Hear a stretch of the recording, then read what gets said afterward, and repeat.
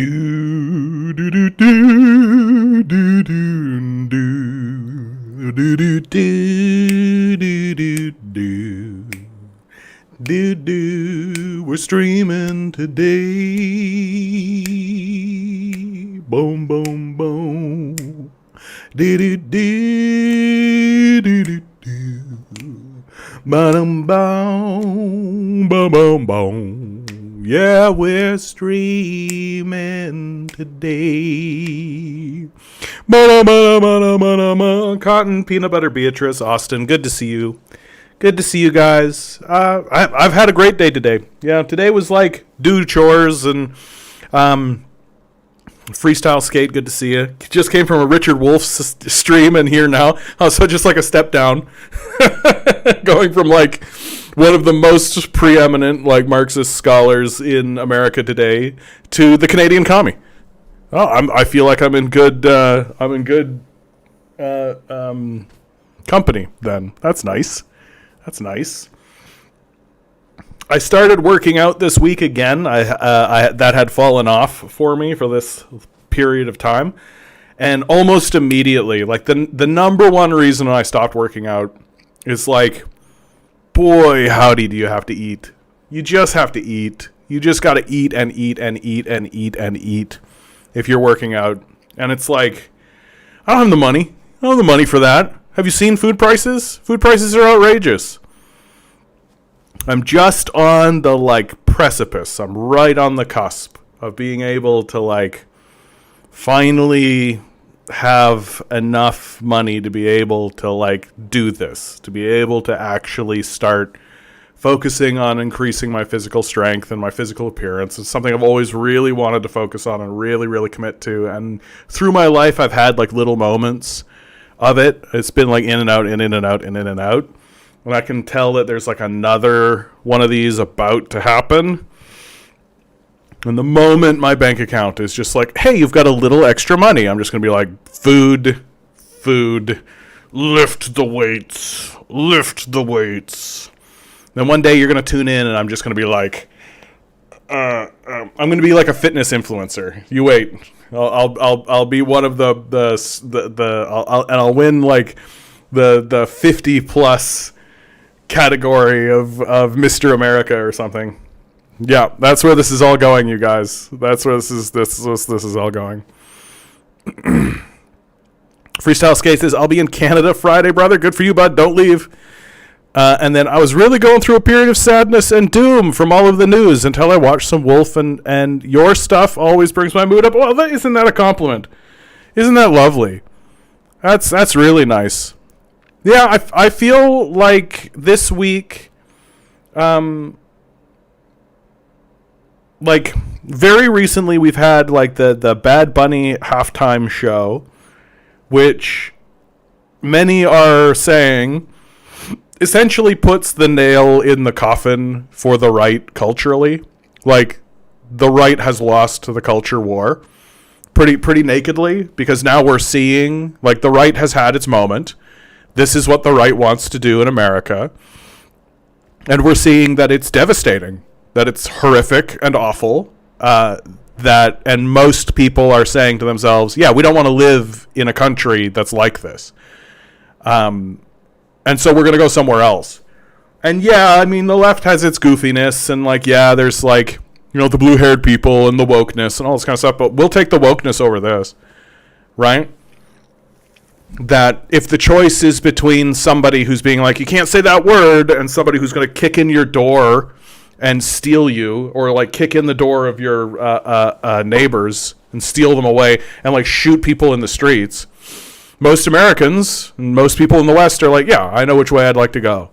I know which group I'd prefer to have in power.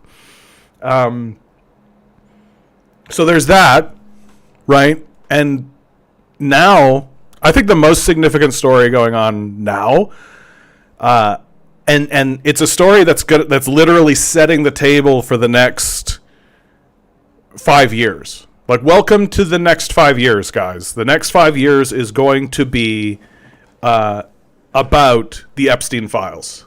That we had a congressional hearing with Pam Bondi, and To call it embarrassing for the Trump administration and the right would be the generous position. Pam Bondi looked like a little kid, basically stupid, not an intelligent person. Anytime she tried to start carting out the like right-wing Fox News punditry, she was firmly reminded that this is a congressional hearing. Like, we're not debating you. And it had its fair share of drama and like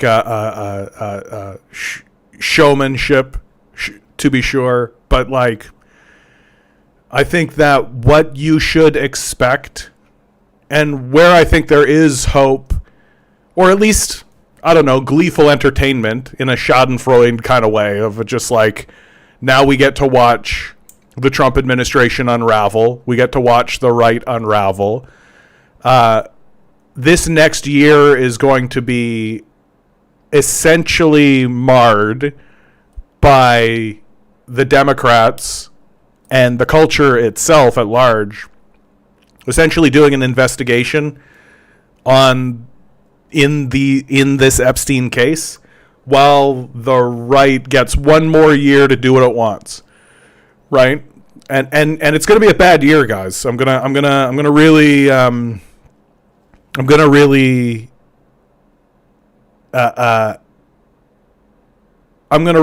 like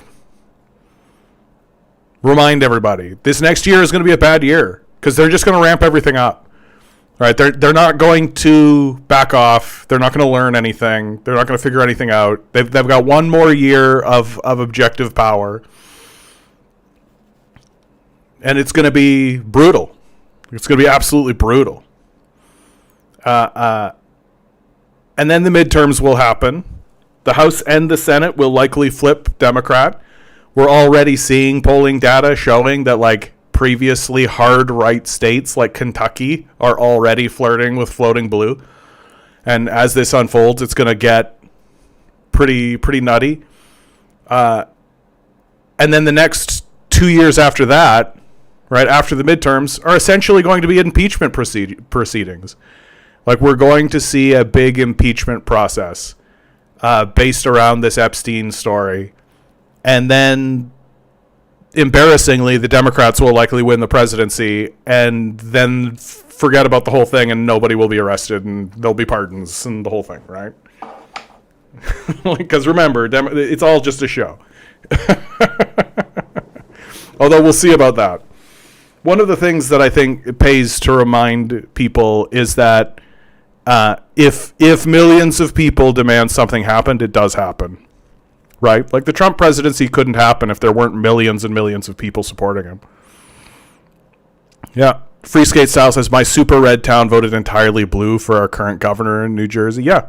Like, it's going to happen. You're going to see a pretty big swing to the left because this issue is like, it supersedes everything, right? Like the right sort of prides itself on being pro-life and thinking about kids and all this kind of stuff. Well, here's a story where you have a pedophilic rapist club that goes to the highest possible levels in like a Tom Clancy kind of a way, right? Like, I remember back in the 90s, there's all these Tom Clancy movies, and the big scandal is like the president hides a piece of information to protect his daughter, you know? That's like the big scandal at the end of the movie. It's a conspiracy that goes all the way to the top, and it's straight up just like the president took a small bribe from a Cuban leader. Oh, the scandal, he'll never recover, right? Like, geez Louise. Omnicidal tendency, always wanting to be the contrarian. Embarrassed for the right, there's pictures of Chomsky. Oh yeah, it's devastating for Chomsky and his legacy for sure. Like, Chomsky, I think that we can say it pretty clearly now that Chomsky existed in the power structure in order to set the parameters. And he would say this, right? He made the argument and he put forward the reality that there is a parameter of discourse. Like there's a boundary that you're allowed to go up to, and you're not permitted to go any further. And Chomsky set that boundary himself by being the voice of quote unquote the left in America. But you'll notice that Chomsky is explicitly anti-communist, right? And that's the reason why I think he was allowed in the power structure, is that he presented left-wing ideas and essentially criticizes the empire and its foreign policy from the left, while simultaneously maintaining the attitudes and interests of anti-communism within the empire, right? And of course he does this while publishing nothing. That's the big thing about Chomsky, right? Is he publishes absolutely nothing. He does no research. Anytime he talks about communism, his stories are literally like my dad said, like literally my parents said. So all of the intellectual rigor when it comes to his, when it comes to manufacturing consent, when it comes to domestic policy, when it comes to foreign policy, all of that intellectual rigor gets thrown into the garbage can when it comes to communism. Because at the end of the day, Chomsky is allowed to exist simply to set that parameter. And it's pretty clear that he was part of the power structure, right? Like, he's part of all of this. And so no one comes out of it unscathed. It's just right now the right has power. And so they're the ones, I mean, like Clinton was also on those flights, right? Clinton was heavily involved in all of this. So everybody within the power structure is indicted, but the right is the one that has power. And so the right is the one that's kind of being focused on at the moment. Freestyle Skates says, we need a commie gym bro. Haha. Yeah, I'm going to Toronto for the first time. Oh, well. I hope you enjoy. A global star from a colonized country performing and advocating for essentially the Bolivian Revolution. Pan-American is great. Puerto Rico's self-determination will be the live downfall of the U.S. empire. For sure it was crazier than last year, yeah. It's already been crazier than last year. Oh, yeah. This next year is going to be wild, guys, because, like, they know their hand is caught in the cookie jar. Like, they know, right? And they also know that they have power. Like, take a look at, like, Kash Patel. Like, there's a guy who must be completely aware that he is totally fucked. Like, he is totally fucked, you guys. And he has to know it. The guy is literally the director of the FBI, right? Trump's appointed director of the FBI is literally standing up in front of us saying, "Oh yeah, we didn't find any evidence of any sex trafficking ring, none whatsoever." What are you, fucking stupid? Like, and it's amazing because, like, literally nobody has even given this any oxygen at all. Everybody's like, yeah, and they move on because everybody knows. It's obvious. Just, like, take a look at these and take a look at the cover-up that's going on. And it's amazing because I actually get to say this now, right? The Democrats in the House, while talking to Pam Bondi, said, "You are enacting a cover-up." Right? So it's not conspiratorial talk anymore. There's no conspiracy. I mean, there is a conspiracy, but it's not that conspiracy theory kind of thing. It's literally a conspiracy to traffic underage girls, rape, kill, and eat them. Like, there's like a wildfire brewing, and very much like how Donald Trump had this, like, populist thrust. Like, if the Democrats actually try to put a cap on this, if they actually did try to be like, okay, like, I think the populists would just be like, fuck you. Like, fuck you. I've said it over and over again, right? There are a lot of Americans and a lot of Westerners who still believe in the idea of their electoral system, and that the electoral system will actually solve this or resolve it.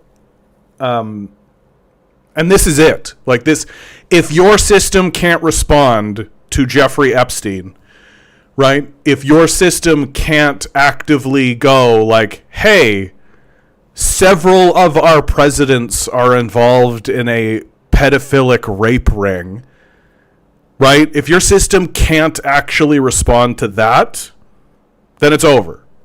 Like, I make the argument it's been over for a long time, but there are a lot of people who still believe in the electoral system and that it is capable of responding. So we'll see. I'm of the opinion that the power structure will absolutely see the overwhelming fury coming out of the populace, and make the choice to be like, we gotta sacrifice some of these guys. Like we can't protect these guys, and that's reality. Pookie, you've come back. I admire your determination, Pookie. So, skill issue is something you should not be saying, right? That's an extreme far right, like that's a far right phrase. It gets said. So, for example, if you're talking about the genocide of the First Nations people in Canada and North America, right? Nazis will say skill issue, right? That it was, in their view, it was always a fight. It was always like, yeah, we showed up and we beat them in the fight that was happening, right? And there's no conception of like peaceful arrangement whatsoever. There's no conception that like, oh, here's these people that have landed up on our shores. We should talk to them and see what's up. And like, okay, yeah, who are they? Like, what are they? Blah, blah, blah, blah. And like from the Nazis' perspective, they're like, yeah, so we tricked them. And then we took their land, and now they're crying about it. Tough, skill issue. So, yeah, I appreciate your apology, right? There's tales of ICE being stationed at polling stations, also ICE at Olympic Games. Italy wasn't having it. Yeah, dude, I've seen videos of what's been going on in Italy. Like, Italy is just straight up like... They're launching fireworks at the police and at ICE. They're straight up like the populace is getting together and being like, nope, we're not doing that shit. Like, goodbye.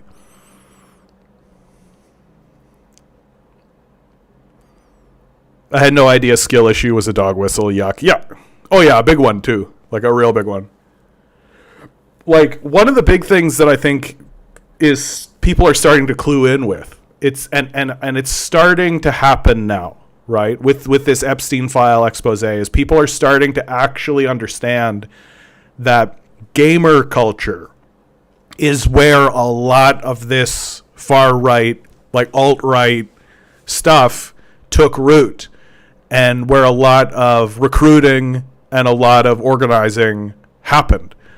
That something like Call of Duty, for example, right? Call of Duty is like the #1 video game in America.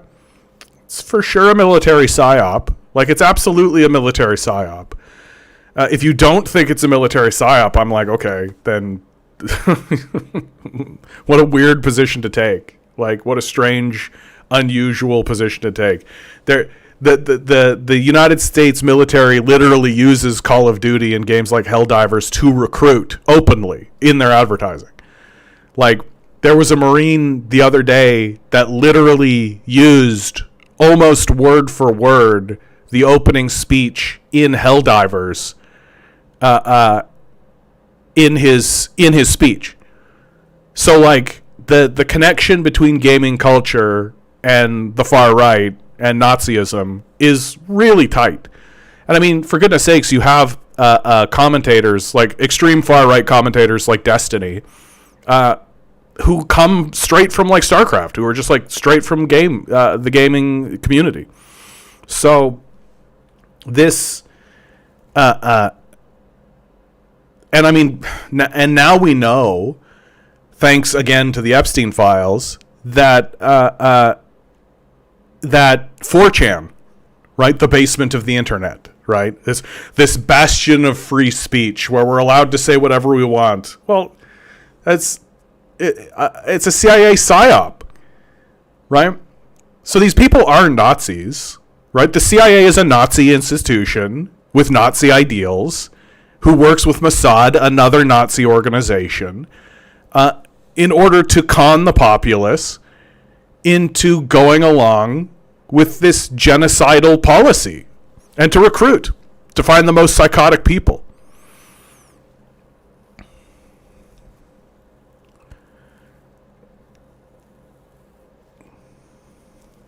Pookie says, I said that Canada should be part of the U.S. No, thank you. Like, yes, Canada is also an imperial empire, but there are degrees. We don't want your psychopathic Nazis to come in here and take over. Thank you. Goodbye. Farewell. Not interested. If the United States comes back here, people will arm themselves and shoot you. And they're right to do so. You guys are nuts. Like, you guys have lost the plot completely. Right? And if you're one of these Americans walking around being like, I don't understand why Canada is so, then you're just absolutely out of touch with reality. You are completely clueless. Canada is looking at the United States and sees a total dumpster fire. Like a complete, your leaders are pedophilic rapists. You have school shootings and mass shootings on the daily. You're literally kicking in the doors of schools, churches, businesses, and grabbing people and throwing them into concentration camps. Do not come here. Not a starter. 0% no. We will shoot you, and we are right to do so.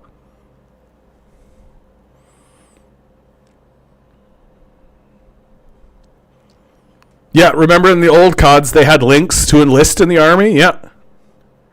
Yeah, Epstein was a gamer, for sure.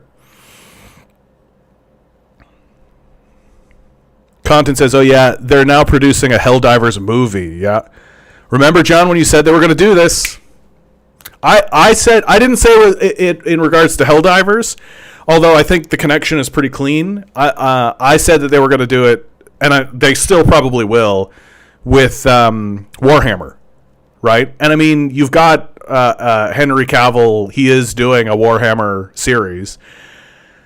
Yeah, like Helldivers, when it comes out, it's supposed to be a satire, right?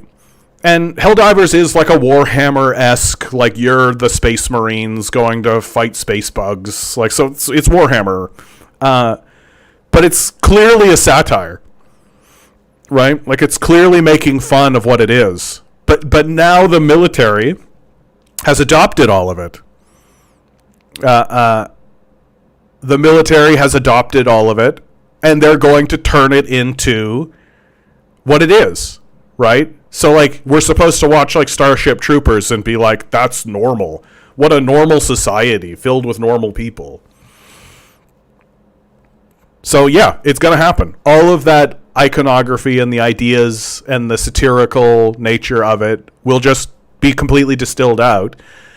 And we're going to watch this stuff, these Space Marine movies and this Helldivers movies and all this kind of stuff, and we're going to think to ourselves, yeah, that's masculinity. Those are tough. And like guys like Andrew Tate, rapists and pedophiles like Andrew Tate and Snecko and all these Nazis will be like, these are the values that we should aspire to. Ah, like, it's coming, and it's going to be naked. Like, it's just going to be totally naked. Yeah, speaking of school shootings, did you hear the one in BC? Yep. I think that the BC government is handling it pretty well. You know, like there's and frankly, I think everybody's handling it pretty well. And the big difference, I think, that is happening between like when it happens here in Canada versus when it happens in the United States is that our power structure acknowledges it and is investigating it. Like that's the big difference. Like when it happens in America, everybody's just like, well, what are you going to do? You know, yeah, everybody's allowed to have a gun. Sometimes people shoot each other. You know, it's just how it is. That's just how it is. You know, it's just Second Amendment rights. You can't challenge Second Amendment rights. You know, it's tyranny of the government. Oh, yeah. You gotta protect yourself from the tyranny of the government, even though we're not protecting ourselves from the tyranny of the government, even though they reveal they have a pedophilic government, But this one, we think tyranny is when blue hair. That's true tyranny. I won't put on my mask. I won't put on my mask. Never put on my mask. This tyranny is the government tyranny. Hey, did you see that your children are being raped by your president? God bless Donald Trump. God bless Donald Trump for protecting a nation of Western values and civilization. So, whereas here in Canada, it's like, oh shit, like, this is serious. This is something we should take a look at. We should investigate. Why did it happen? We should actually have a national conversation about why this happened. So that's the difference. Yeah, Americans literally love shitting on Canadians because they think we're too soft. Yeah, because like, Americans think that enslaving people is, that's just basic economics. You're just supposed to do that, right? Pookie asks, what do you think about Alberta's instance? Yeah. Why does it differ from the rest of the country? So it's all about the tar sands. It's all about the oil. The Americans are running exactly the same psyop that they ran in Ukraine, that they're running in Taiwan, that they run in all African nations and all Latin American countries. It's the same exact playbook. There's no difference. The only reason why white Westerners can't, like, for some reason there's like this block. I really noticed it with Ukraine. There's this like block where we refuse to see it. And I think it's just because white Westerners are like, but we're white. It couldn't possibly happen here. We're white. Right? And so it's just like full stop, can't be real. But the playbook is as obvious as it gets, right? Like you find the furthest right, hard, like Nazis, militant Nazis that you can find. You arm them, you fund them. Simultaneously, you fund a quote-unquote grassroots right-wing movement to try to take power through the electoral system. If taking power through the electoral system fails, then you begin the process of revolutionary action and have your far-right Nazis present themselves as peaceful protesters and then coup the government. It's exactly what they did in Ukraine. It's exactly what they've done across the world over and over and over again. At this point, if you don't think that's happening, you are dumb. Like you're not paying attention at all. And so that's exactly what they are trying to do in Alberta, right? That they've clearly gotten to Danielle Smith, right? And there are others. Like there are people like there are traders like Kevin O'Leary, who is just a naked traitor, like just straight up, like he could be brought up on sedition charges. The reason why the Liberal government won't do it is because that's a bit sticky. It's a bit sticky. But yeah, so the reason why that's all happening is because America wants the oil. That's it. It's the same thing over and over again. Like it's not different. It's always the same story. If it's not oil, it's cobalt. If it's not cobalt, it's tungsten. If it's not tungsten, it's something else. But it's always a resource. And that's how imperial capitalism works. And so they're funding far-right separatist movements while simultaneously attempting to take over the government through electoral means, like they did in Ukraine. Roots and Bark, I don't know if I've ever seen you here before. Good to see you. Yeah, it's so hard to convince my friend of what we did in Ukraine. Yeah, it's just like white blindness. That's all it is. If it was happening in Afghanistan, literally everybody would be like, yeah, that's exactly what they did. Like if it was happening in Myanmar, everybody would just be like, yeah, clearly, right? If it was happening in Brazil, yeah. The moment it happens in a white nation, it's just like, blah, blah, blah. Because fundamentally, like it's a phenomenon that I'm really noticing, like especially amongst white leftists. Like white leftists, and there's plenty of white Marxists as well, people who claim that they're Marxists, who have a kind of Western chauvinism, who have this idea that like, but we're smarter than them.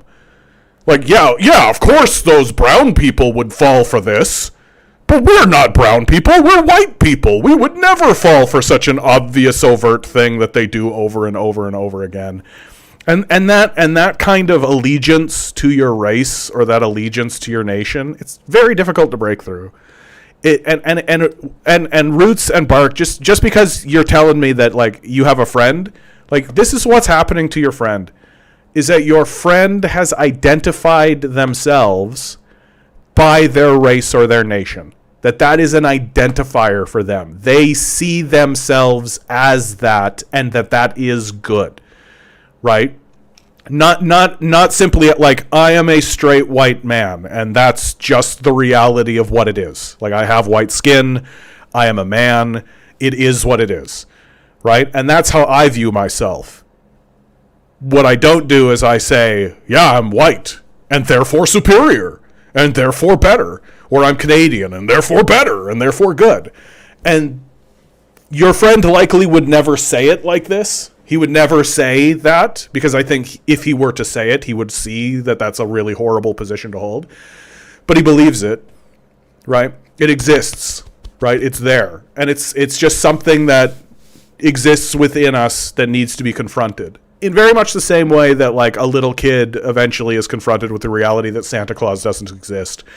Or that their parents aren't gods, right? Like, it's just they don't say it. They don't need to say it aloud. It's just a belief that persists within them because it's just how it is in reality. And that's really what's holding lots of people back. Is this sense of allegiance to their nation. Nationalism is an extremely powerful force. It's an extremely powerful force. Yeah, I mean, they're running the same thing in tech. They're running the same thing all over, right? All of the stuff that they did overseas, they're going to do here. They're going to do it in Texas. They're going to do it in Louisiana. They're going to do it in New Mexico. They're going to do it everywhere. They're going to do it in California. They're going to do it everywhere. And it's going to be obvious to those of us who pay attention. And it's going to be really weird and confusing for people who are like, where's all this coming from? It's like, yeah, you gave $100 billion to pedophilic rapists. What, you think they're not going to spend it to raise a militia? Like, that's the part about the whole conversation that I'm just like, you guys actually thought that these guys were not going to just raise a militia? Wild.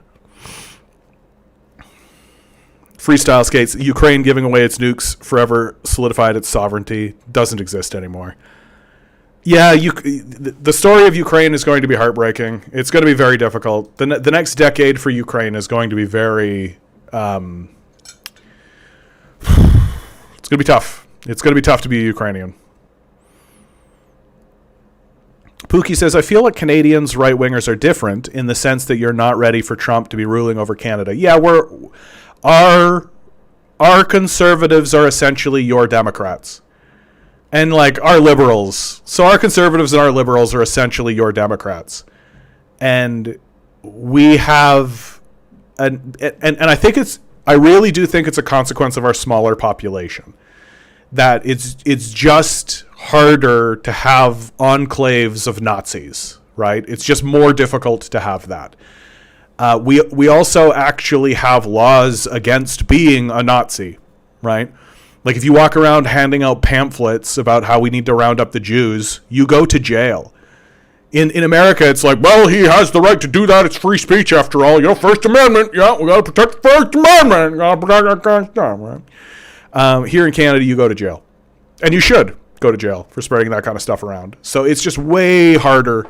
The boundaries of what is or is not acceptable discourse are more firmly set here in Canada, to our benefit. Like, if you walk around with like a Nazi swastika exposed, you go to jail, and you should go to jail. Joe, good to see you, my man. Content writes, what blows my mind is how many libs are still on Obama being a great president. Like, he did everything the other president did, but somehow he's different. Yeah, like, decorum counts for something, right? Like, if you seem presidential, like, you got to remember, like, most people are just kind of like glancing at the power structure every so often, right? Most people are like going along their day and they kind of look up at their president and they go, there he is. And then they kind of keep going on with their day. And so for most people, like, they would look up and they would see the president being like, we as Americans need to focus on hope and change. And it's like, yeah, I can get behind that. Whereas now they're looking at their president and he's doing exactly the same stuff. But now they look at their president and he's like, yeah, you grab him by the pussy. And you're like, oh, okay.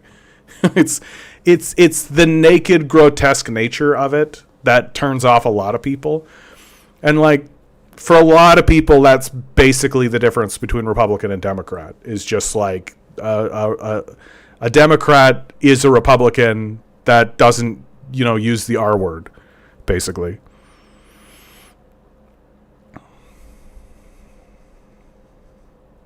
Pookie says Canada either doesn't have an equivalent of First Amendment or it's weaker than the USA. No, we have the Charter of Rights and Freedoms.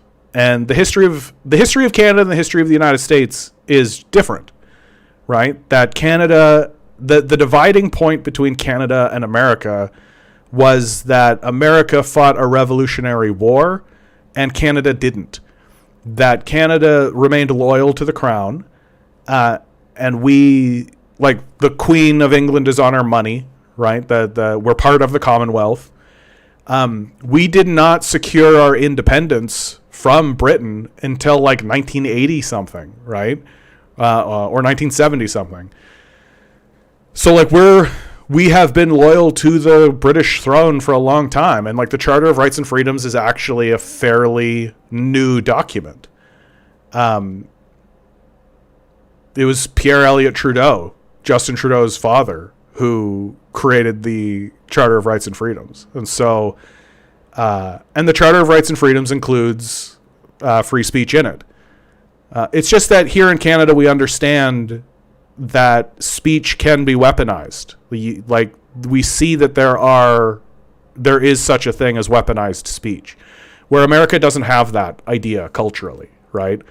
That in Canada, if you openly conspire to round people up and create a rape cabal, even if we don't have evidence of you doing it, the fact that you're conspiring to do it is enough for us to arrest you and lay charges, right? We see that speech can be weaponized. We don't buy into this idea, good speech beats bad speech. Like, no.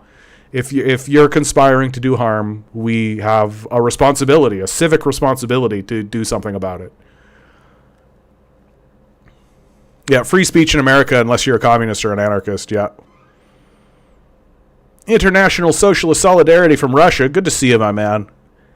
Glad you're here, my man. Hope things are going well in Russia. Russia's going through some interesting times. What do you make of your president? What do you make of Putin?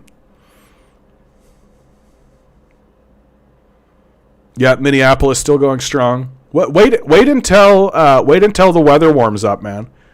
Like this year is going to be nuts. Like, it's going to be a wild year, guys. Like, once the weather clears up, once things get warmer, once we get into protest season, right? There is a protest season, right?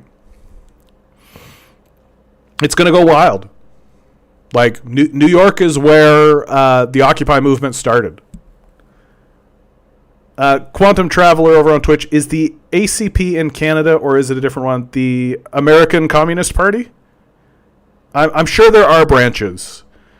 The ACP is roundly criticized in leftist circles because their leader is very suspect.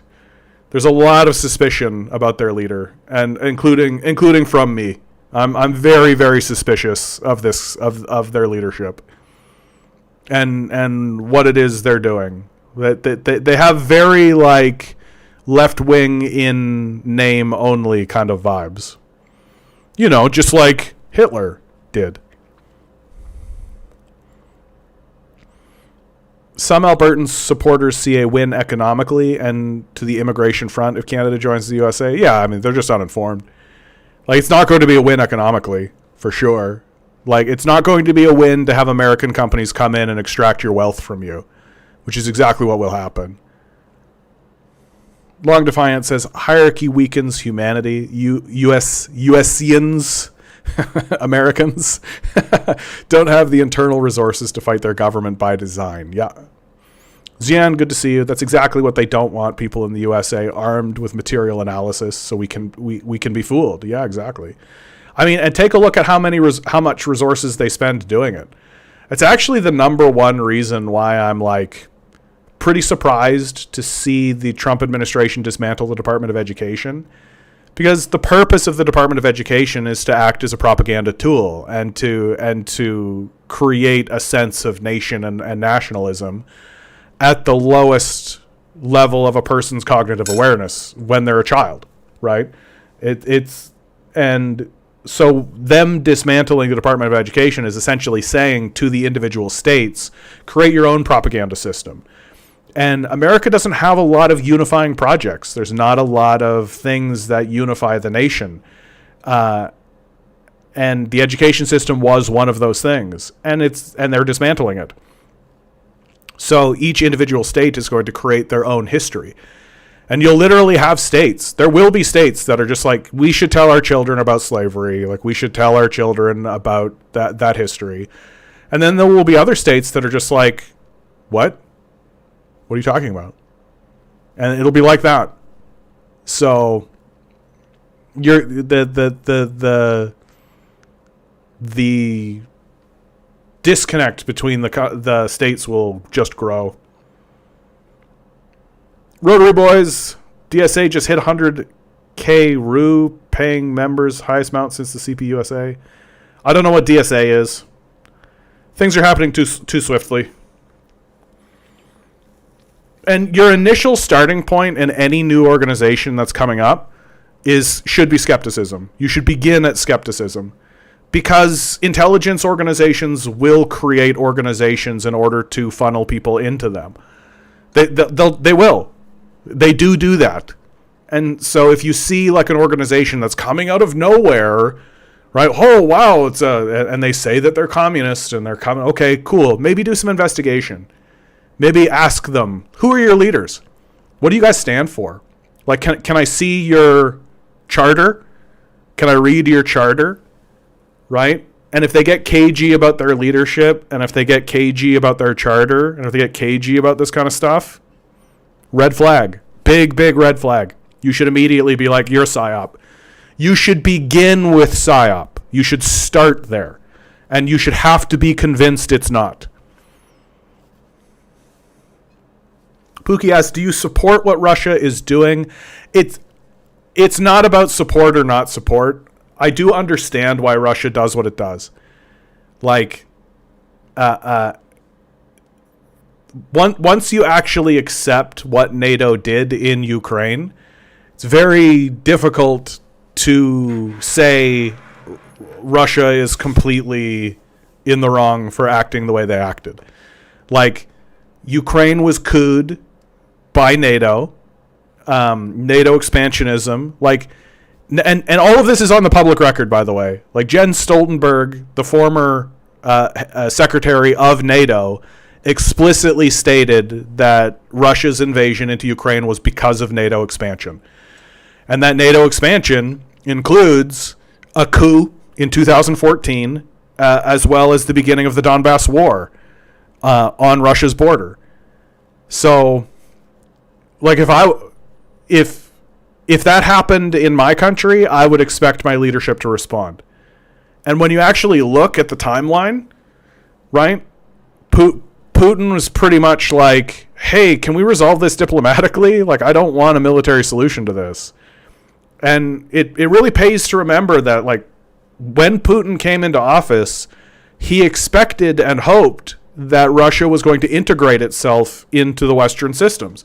That was their hope, right? And the defining character of Putin's term in office will be the Ukraine war, certainly, but also this pivot away from America, right? That when Putin came into office, he expected to be part of the Western system. He was applying to be part of NATO. He was part of the G8, right, which we would call now the G7. He was being integrated into the SWIFT systems, into Western systems, and into the Western monetary systems. And then what happened in Ukraine was just a bridge too far for the Russians. They just couldn't go along with it. Yeah, and Che, I don't support what the oligarchy is doing. Yeah, but the people have little opportunity to fight. Yep. I mean, the collapse of the Soviet Union is absolutely one of the biggest humanitarian crisis that has happened in the world. Pookie wants me to comment on the last thing I said about the UN. I was looking at the UN hunger map. Ukraine now has the highest rate of malnourished population. Makes sense. It's war. Like, it's just war. War brings famine. It's just true. Like, the oftentimes what you'll see if you research communist projects, right? Nazis and fascists and neoliberals like to criticize communist projects for being famine-stricken. But they tend to ignore that those famines are usually ushered in because the West is launching a war against them. Like, in World War II, like, China and Russia lost like 20 million people. Yeah, there's going to be a famine. Like, you're going to have malnutrition. Like, there's going to be that shit. It's going to exist. And so when you see a war break out, yeah, you're going to see it. War and famine are like, they are two of the four horsemen of the apocalypse. What is it? War, famine, pestilence, and disease? I think that's what they are. No, it's war, famine, pestilence, and death. Yeah, death, of course. How could I forget?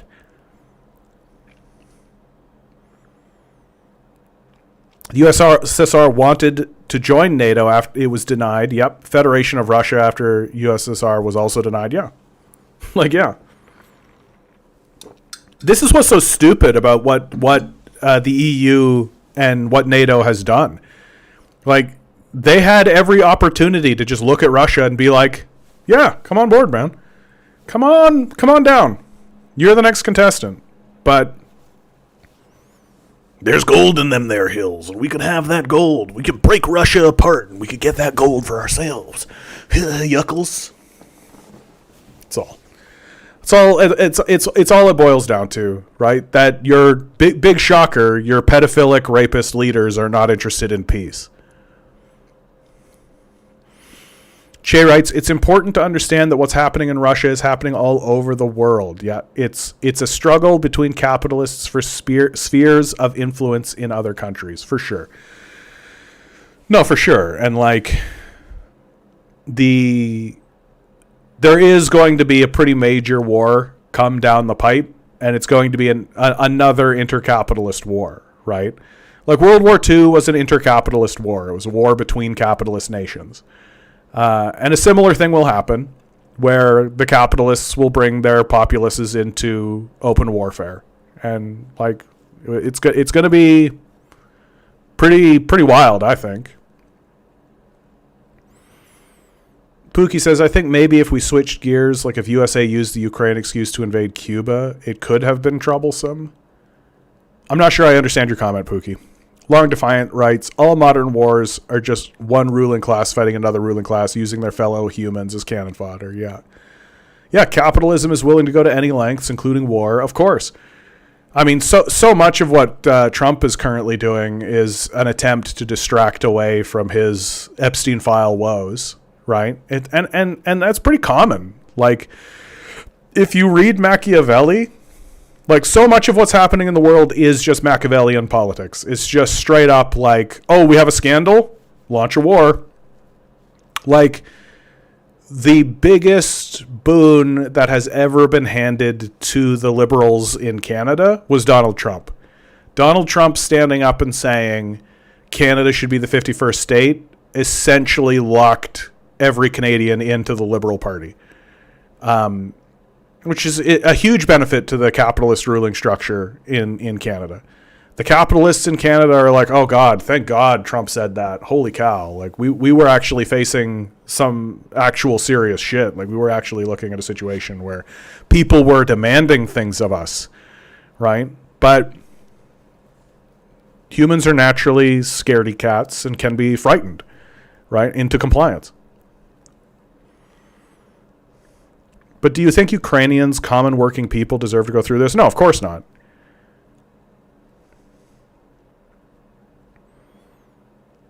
Yeah, Ukraine was already the poorest country in Europe. I mean, yeah, like Ukraine was one of the most corrupt.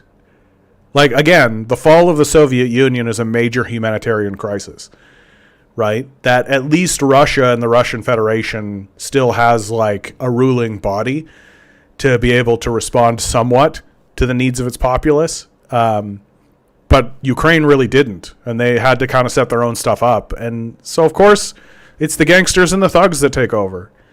And you have Russia trying to get its own people in power to have a pro-Russia position. And then NATO wants its own people in, right? So you have like a power struggle going on in Ukraine for a long time. Since the fall of the Soviet, and since before the fall of the Soviet Union. Like Ukraine is like Ukraine is so crucial and so key to politics between these giant superpowers, between the EU and between the Soviet Union or Russia. Ukraine is this like buffer that stands between the two of them. And like if you go back to Lenin and just read Lenin stuff, and you can see that Lenin is like, yeah, if they go into Ukraine, it's on. Like, that's the war, baby. And so, when NATO acts the way it does in Ukraine, it needs to be responded to.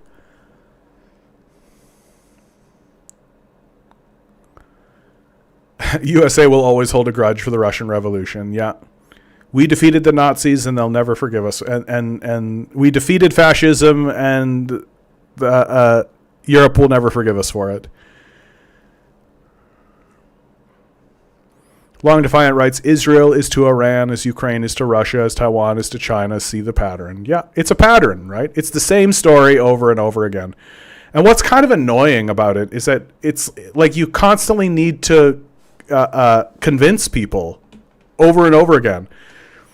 You can literally convince someone of one of these arrangements, that the CIA did a coup or that they're trying to do a coup in this region, all blah, blah, blah, blah. And you can convince them.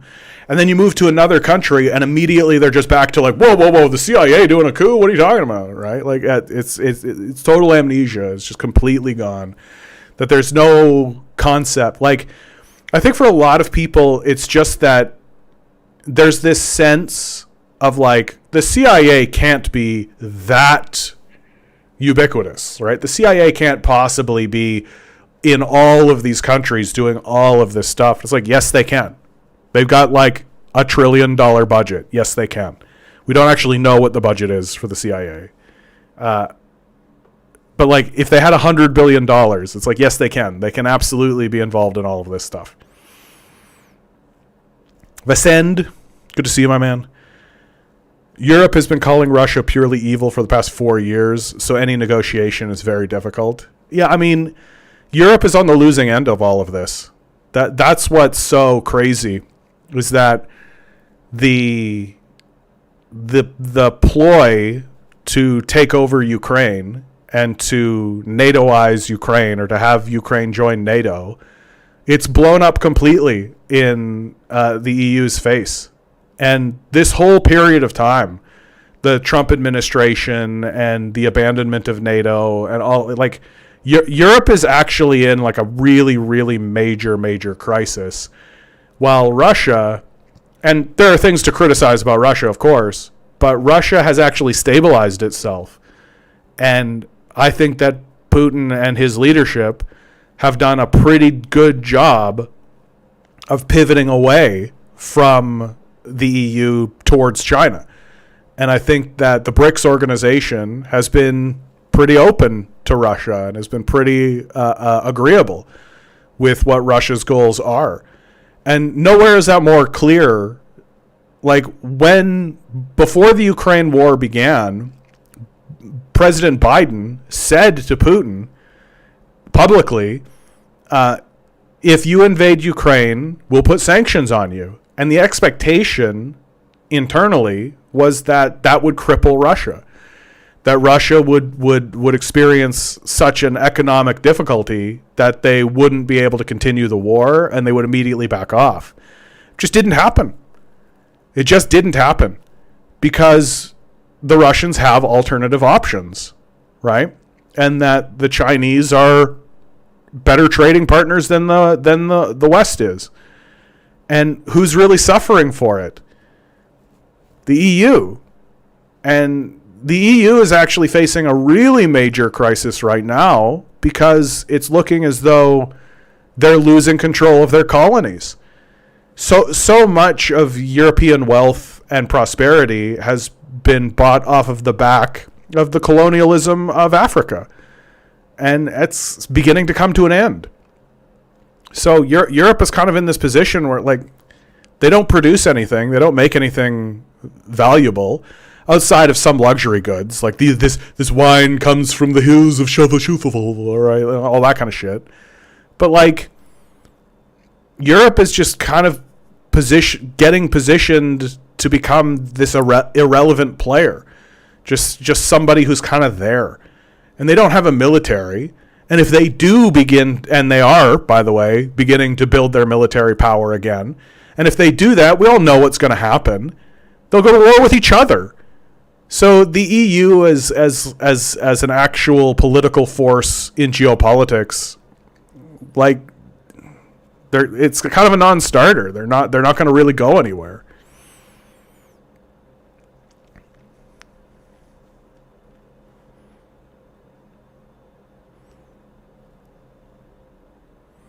Well, and again, to touch on what Vicen said here, right? Any negotiation is very difficult. Like, the West doesn't negotiate.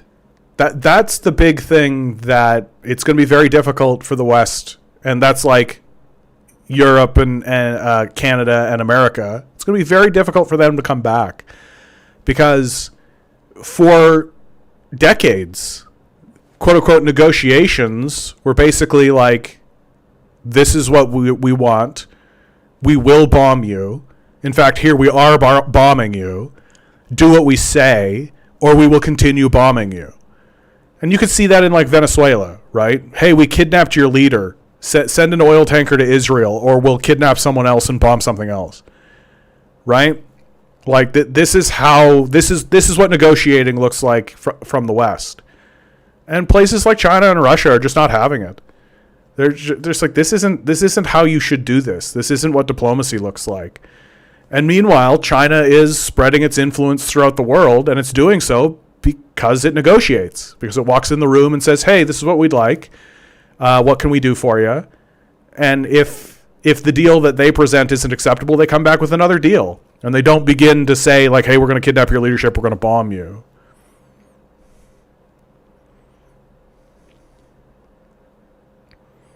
Long Defiant says, I have come to the conclusion that the Epstein files are no threat to the Epstein class. I don't know about that.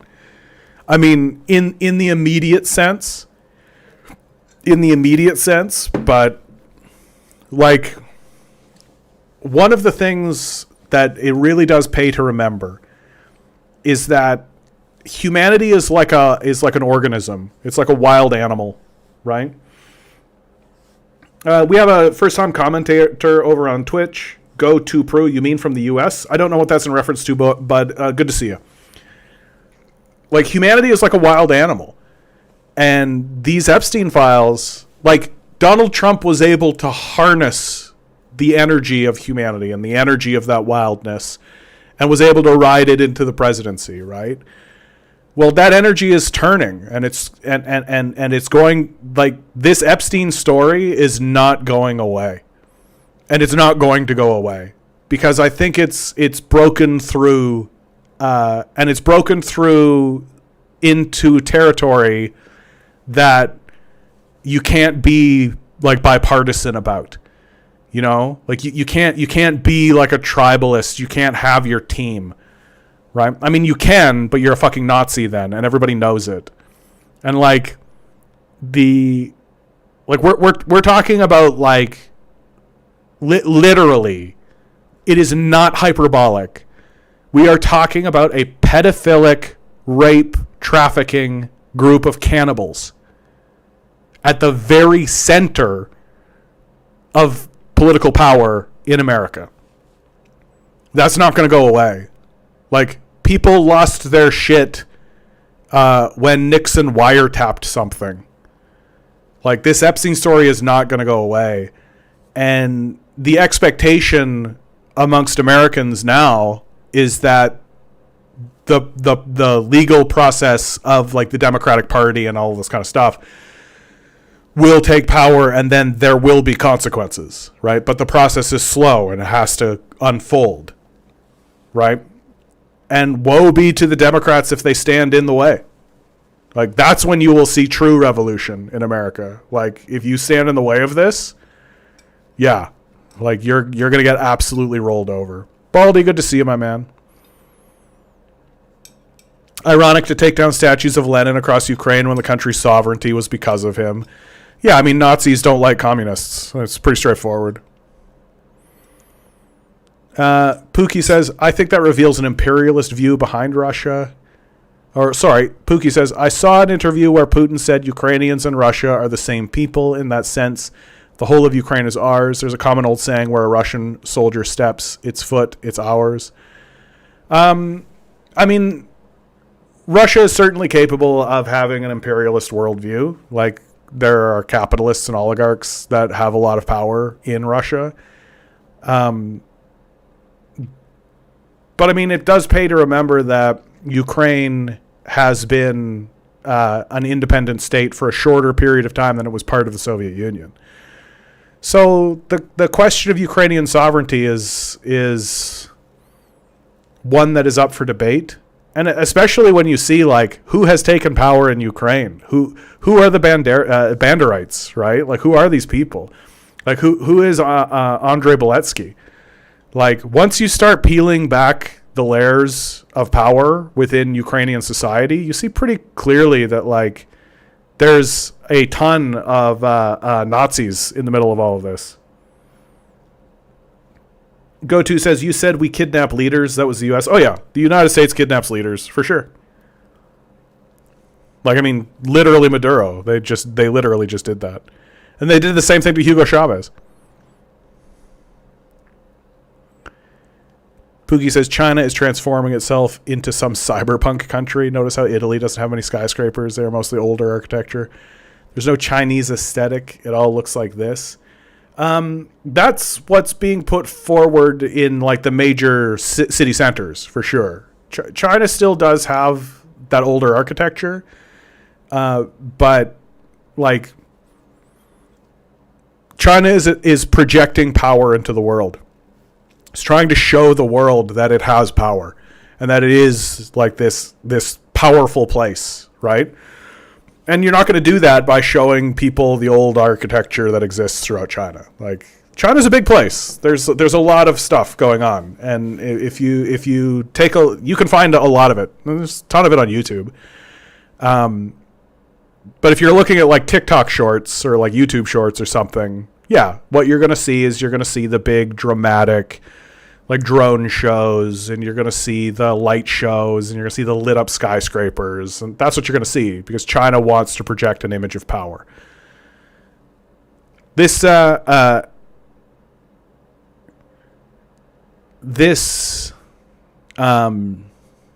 moment is really interesting for China, right? This moment's really, really interesting for China.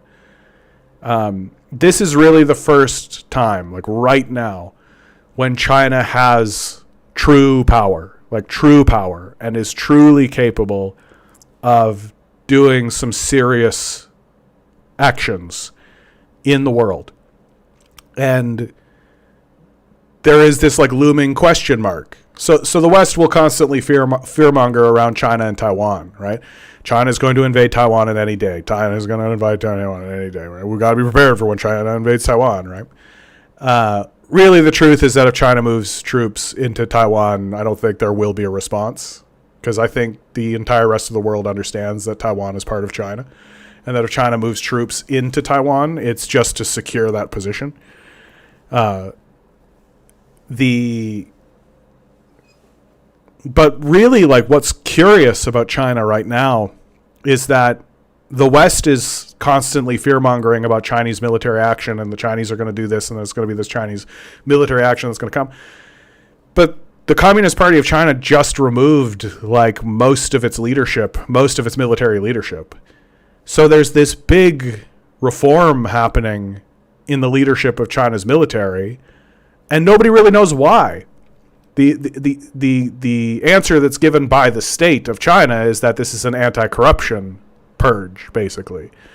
That we find that the leadership and the military are corrupt, and so we're going to be rid of them. And there's some merit to that. Like the CPC has done a lot of work in that regard. So there's this kind of like the enemy is both weak and strong sort of stuff, which makes sense given the fascist nature of America, that China is going to invade at any minute, but they also don't have any leadership. Like, they don't have any military leadership. So it's like, well, which is it? Like, what's going on here? Duke of Bread, Russia is owned by a gang of oligarchs. It is a touch more complex than that. Like, there's plenty of evidence to show that Putin will often stand up to the oligarchs and will often demand that they actually do something. But at the same time, the oligarchs exist, and they are there, and they do have power in Russia, for sure. So I would prefer if they didn't, frankly. I'm with you on that front. And it's not necessarily the best political system to trust the president of your country to stand up to oligarchs in order to get anything done. It's not necessarily the best streamlined system. But I would argue that, like, the United States is far more corrupt than Russia. Like, Russia will at least every so often pass a piece of legislation that's beneficial to its public. Like, when Putin, when he opened up and did reforms on the Constitution, he included essentially an insistence that all wages must be set at a living standard. Right? Like, you don't see that kind of shit happening in America.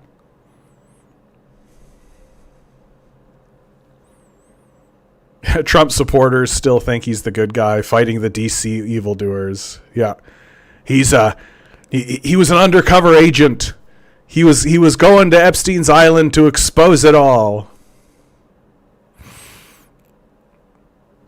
Long Defiant, most people in the United States know deep down that the rest of the world is poor because we are rich, and we are rich because the rest of the world is poor. Yeah, zero morality. Oh yeah, we don't give a shit. Elaney, good to see you. And Zig, first time chatter. I am from Toronto, Canada. Good to see you. GoTo says Russia is going to take decades to recover its economy. I don't think so. I think that Russia's economy is doing just fine.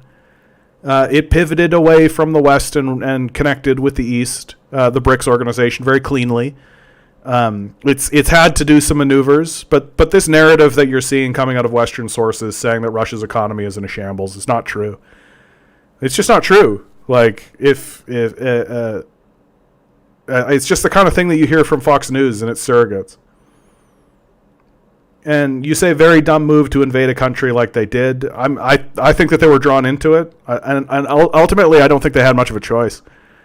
Like, you had NATO-funded Nazis in a post-coup government shelling ethnic Russians on the Russian border. It's like, ugh. Well, and then simultaneously you had diplomatic conversations, the Minsk Accords, happening between the Russians and the Europeans and NATO, specifically to resolve it. And then you have the Chancellor of Germany come out and say that the Minsk Accords were a sham, that they were just so that we could move more resources into Ukraine to fight the Russians. Like, history will exonerate the Russians, I think, and history will look at that and be like, oh yeah, like, it basically was watch ethnic Russians get shelled or intervene. And they intervened. Eleni says, I was talking to my family earlier. Good to see you, by the way, Eleni. I was talking to my family earlier, and I just started thinking, growing is realizing the communists were right about pretty much everything. Yeah, I mean, it's a burden. What can I say? The burden of always being right. Russia has 94% home ownership. GoTo says, drawn into massacring civilians. GoTo, I think you just need to stop paying attention to Western sources. That's all. Like, I just think that you're watching a lot of, like, CNN and Fox News and, like, you know, billionaire pedophile news, right? Like, it's the same talking point over and over again. It's like, socialism doesn't work. Did a depraved billionaire who rapes children tell you that? It's kind of where I think you're getting your worldview from. Like, a lot of Buka videos? I have no idea what that is. Eleni says, I missed you, the Canadian commie. It's your friend, Miss Elaine. Oh, Misty. Good to see you. Oh, by the way, guess what? You don't go back to the capitalist form of production. Russia is, by all means, still producing goods as a communist nation. They just have capitalists. I'm a little bit skeptical of that. Like, I think that the betrayal of the dissolution of the Soviet Union, the betrayal of the Russian people by Gorbachev,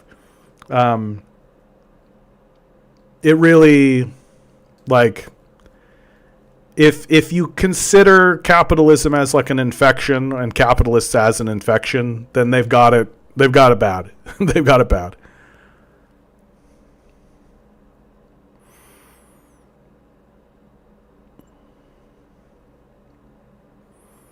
Pookie says, but it's scary for him, Putin, to say that. Yeah, of course. Imagine if you're a small Slav country, former USSR like Latvia, Lithuania, Estonia. How would you feel to simply border Russia? Oh, yeah. Like, don't get me wrong. Being a small, like, Slavic nation like that, it's a tough situation. Just geographically.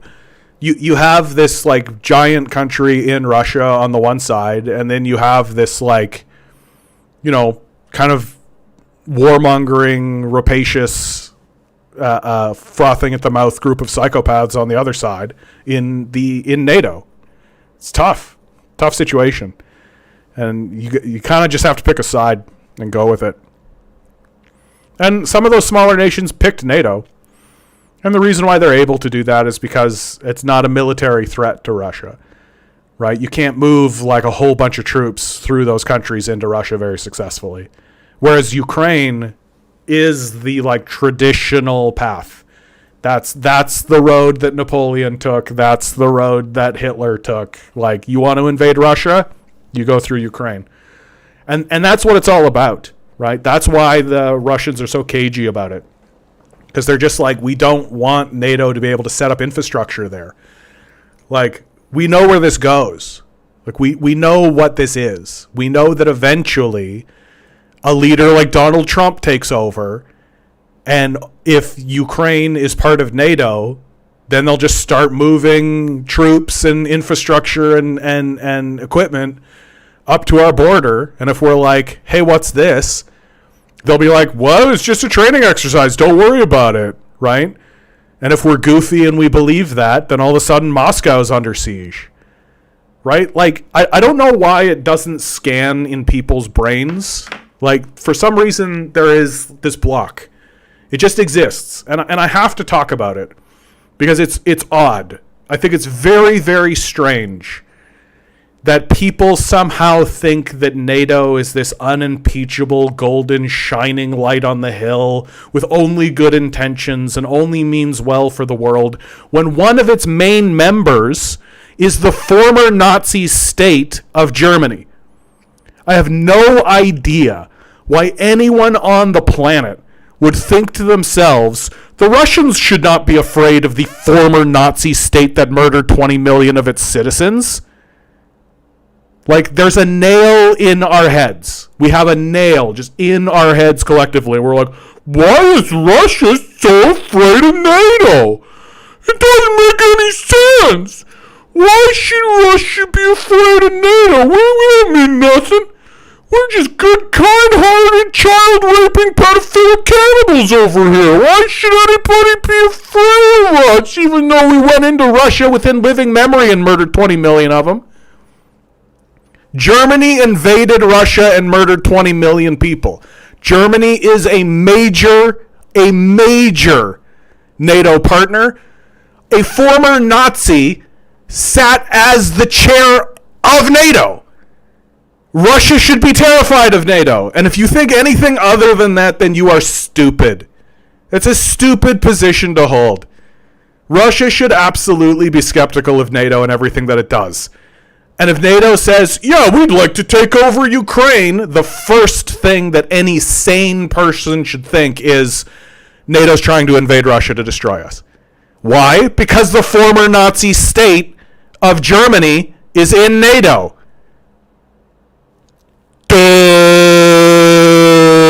So take this block out of your head. Take this nail out of your brain. NATO is a threat to Russia. And if you think anything other than that, you are stupid.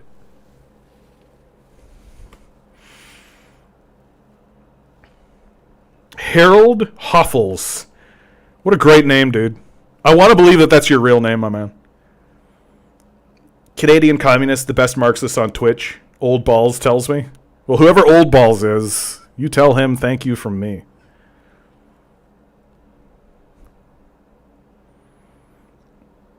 Europe terminally fixating on colonizing Russia. I mean, capitalists are terminally fixated on colonizing everybody. Baldy, good to see you. Yeah, rip Tumbler Ridge, BC. You bet. Thanks for the donation, my man. I appreciate it.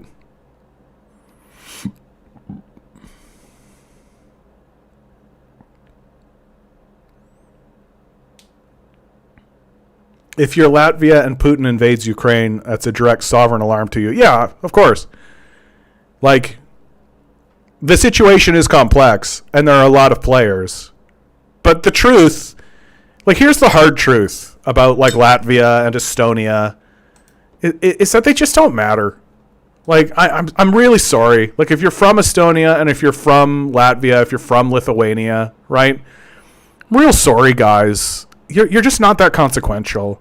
You just don't matter that much, right? Like, you don't matter economically because you don't really produce anything. You don't really make anything of value, right? And you're not actually that important militarily. It's tough to move into Russia through this route because the terrain is hills and mountains. It's difficult to move anything through there. Right, so this whole and of course Belarus is essentially a surrogate state of Moscow, and so they kind of keep all this in check. Not to mention that Russia has access to the Baltic Sea, so like Estonia, Latvia, Lithuania, they're just not that important, right? Ukraine is important. Ukraine really fucking matters. Like really, really, really fucking matters. And so that's why it's Ukraine. That's why it's all about Ukraine. That Estonia, Latvia, and Lithuania are already members of NATO, right? You know what Russia has said about that? Yeah, all right. You know why? Because they're not important. They don't matter. Like, really, they just don't. So that's just the hard truth. I've had people from Estonia come in and try to make a big stink in here, and it's like, yeah, okay, bud. Like, your country's not that important. Like, it really isn't. Like, nobody is gonna like if aliens landed in Estonia and took Estonia over, I think even then people would be like, why Estonia? Like, what the fuck? So, and I'm not trying to like burn these places. It's just what's real. And I think it's just good to keep things in perspective. That like this will happen all the time. Like, somebody will come in here and talk about China, and they'll talk about like China's actions in the Philippines to like a small group of rebels, and I'm just like, I just don't think it matters that much. I don't think it has this big. I don't think there's this big story the way you want there to be, right? And like the truth is that China is not that interested in like China is self-interested. It's interested in itself and its own defense. And it's going to continue doing that. Oh, I love this one. This one I actually have to go through. Scientific data shows that socialism does not work. Everything was perfect in this era, right? 1800s to like 1917. Soviet Union starts, small dip. I mean, revolution, of course. It starts to increase, right? Soviet GDP. World War II, 30 million dead in USSR. Stalin killed them. Post-World War II, ignore this trend. Socialism sucks. Soviet Union ends. Enormous drop of living standards. Capitalism, work hard, get back to socialism level.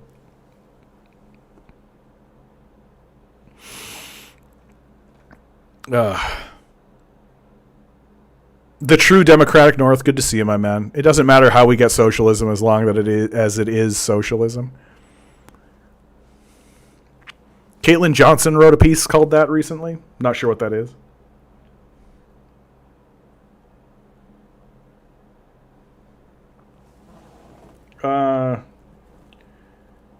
Oh man, go to dude. Like you are like Fox brain, like Fox News brain, man. Russia can keep Ukraine, then it's fine for the USA to take Canada, and goodbye. No Nazis in the chat.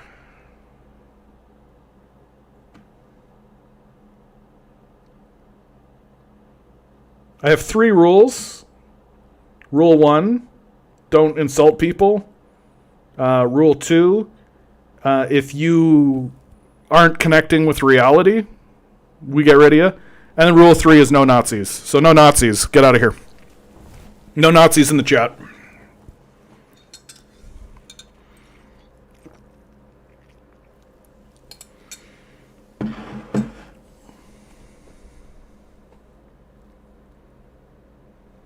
Yeah, don't be a flat earther. Don't be a Nazi. Real straightforward shit.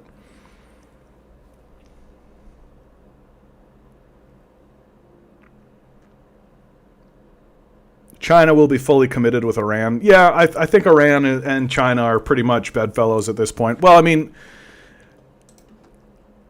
the Belt and Road Initiative, it runs from Beijing. Like there's a high speed rail that runs through Xinjiang, through the province of Xinjiang, into Kazakhstan, down into Uzbekistan, Turkmenistan, and then into Tehran.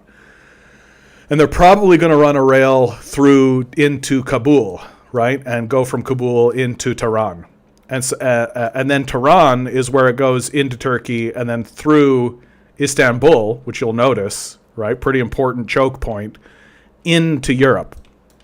So Iran is pretty crucial. It's pretty important for China's aspirations to keep its trade network out of the water. Because anytime America writes a policy document about how we could go to war with China, its conclusion is we go to war with China by destroying its naval capacity, which that's steadily coming to a close too, because China is actually producing annually more ships than America even has. So China's response to these threats coming from America has been build a high-speed rail system, essentially rebuild a modern Silk Road, and then also create a navy that's so powerful that they could never do it.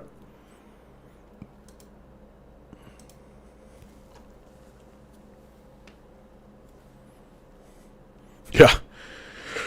No Nazis, please. Yeah. Freestyle Skate says, people seriously thought Russia was communist in the 90s, and they think it is today. Yeah. It's funny how many people still think Russia is communist. I mean, post-Putin is going to be a very interesting moment. It's going to be a very, very interesting moment. Like, a big force that was pushing behind Putin in order to get him to move into Ukraine were the communists. Like, there is still like a communist force in like the old like Stalin's party still exists, right? Like that party still exists. And like you have to respond. Like, you have to respond to what people are demanding. And if the people are upswelling on a singular idea and are saying to you, if you don't do this, we'll just remove you, right? That's real. That's a real thing that can happen.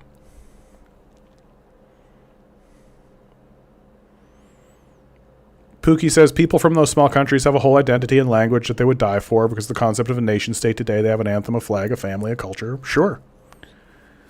Yeah, nationalism. Do you think, Freestyle Skate asks, do you think that as the USA, as it continues to destabilize key allies of China, will China ever have to make the call to retaliate? Or will Taiwan be the deal breaker? So,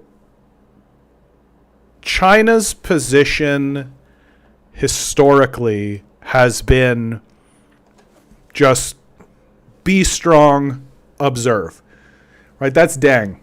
The Chinese love to give these things like cool names, and I forget what this name is, but it is like just stand and observe, right? And so Myanmar is a good example of that. That in 2010, the Americans essentially coup Myanmar and install their own leadership there, and there's been like a counter revolution, and so it's like there's a political quagmire in Myanmar because the Americans are doing exactly what the Americans do. The Americans do America stuff Americanly, right? And China has essentially stayed out of it.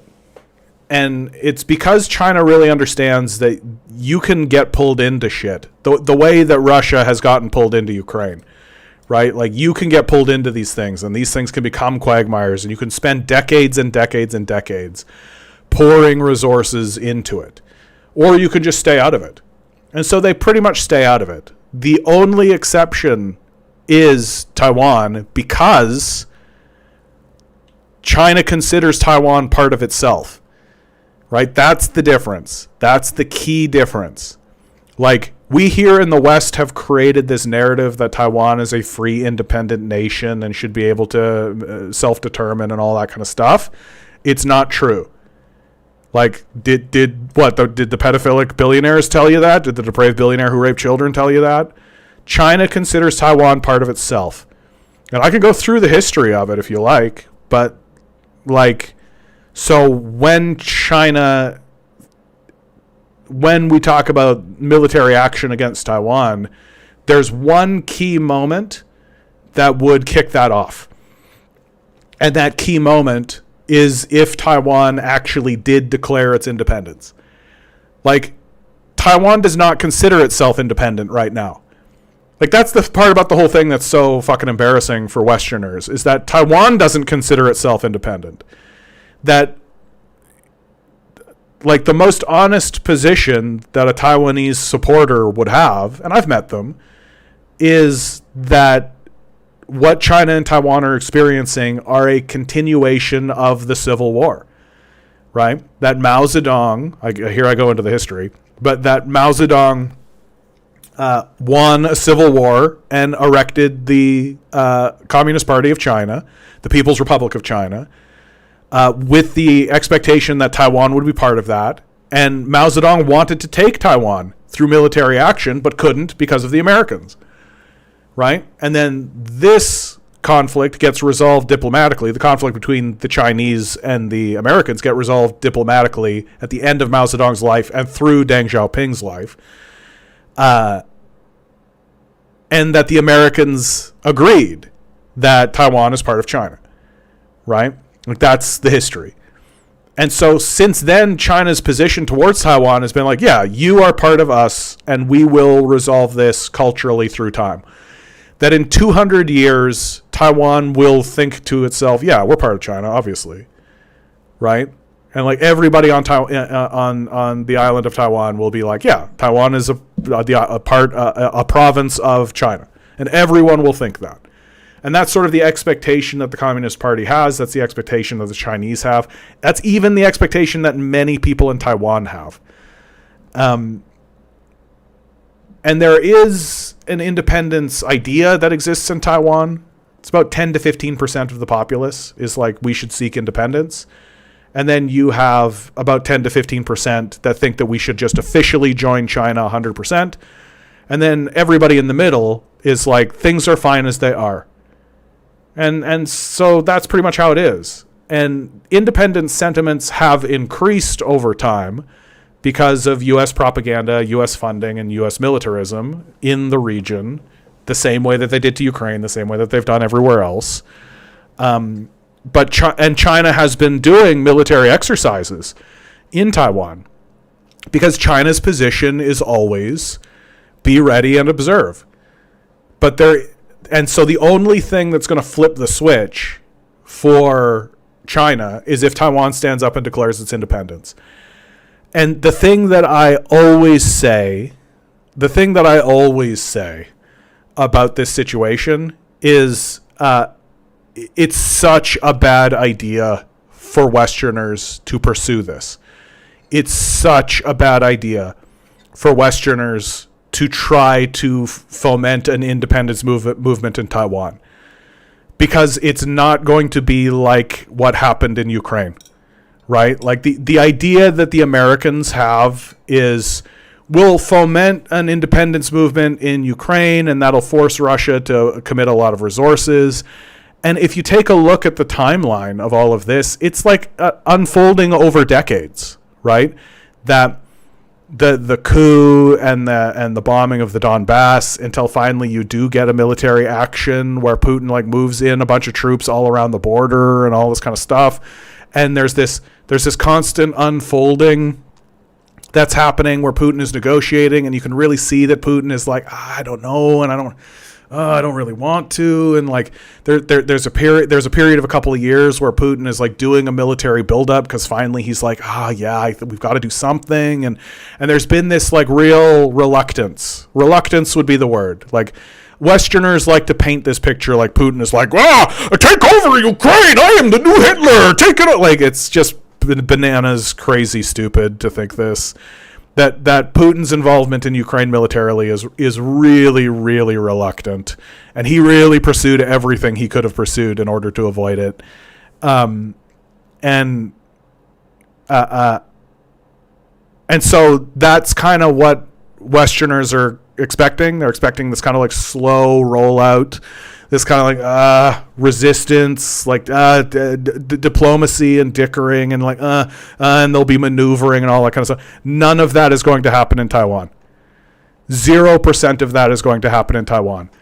The moment Taiwan declares its independence, like literally the day, the president of Taiwan will stand up and declare its independence. China will invade that day. And the invasion will be crisp, well orchestrated, well planned, and perfectly executed.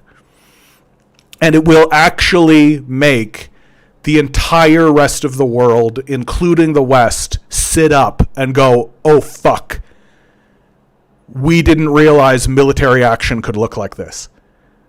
Like, take a look at these assholes patting themselves on the back over kidnapping Maduro. Right? So they sent in a squad of Marines to kidnap Maduro, and they're all like, yeah, we did it. Okay, now imagine that's a nation. Imagine that's a whole country, an entire military doing that. China has been preparing for an invasion in Taiwan since 1949. They're ready. And the only thing that keeps them from doing it is this position that they have themselves, which is Taiwan will eventually just be part of China and we don't need to do a military action. And there's only one thing that will flip that switch, and that's if Taiwan stands up and declares its independence. Then China will invade, and the invasion will be so dramatic, swift, and decisive that the entire rest of the world will be like, oh, China can do that. Oh, fuck. Like, we've never really seen what modern Chinese military action looks like. And if the West was smart, they'd keep it that way.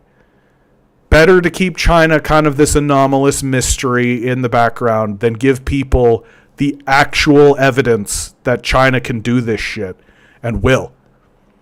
And don't give China the opportunity to get into a position where it's like, oh fuck yeah, we did that. Maybe we can do something else elsewhere. What else can we do? Right? Better just to let it bygones be bygones and let that one go. Capitalists can't help themselves, though. I mean, they're raping children, so what does one expect?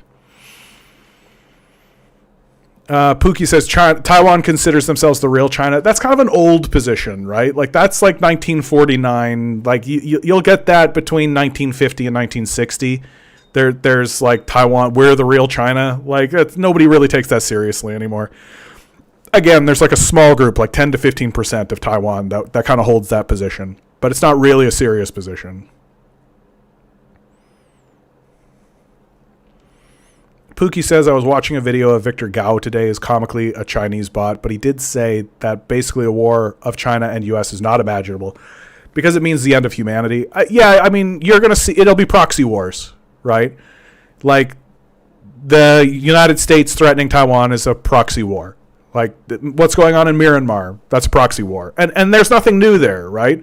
The Vietnam War was a proxy war between the Soviet Union, China, and America. And Ukraine is a proxy war, right? Like, this is how America does its wars. It does its wars through proxy. And it's going to continue operating that way because that's how America is.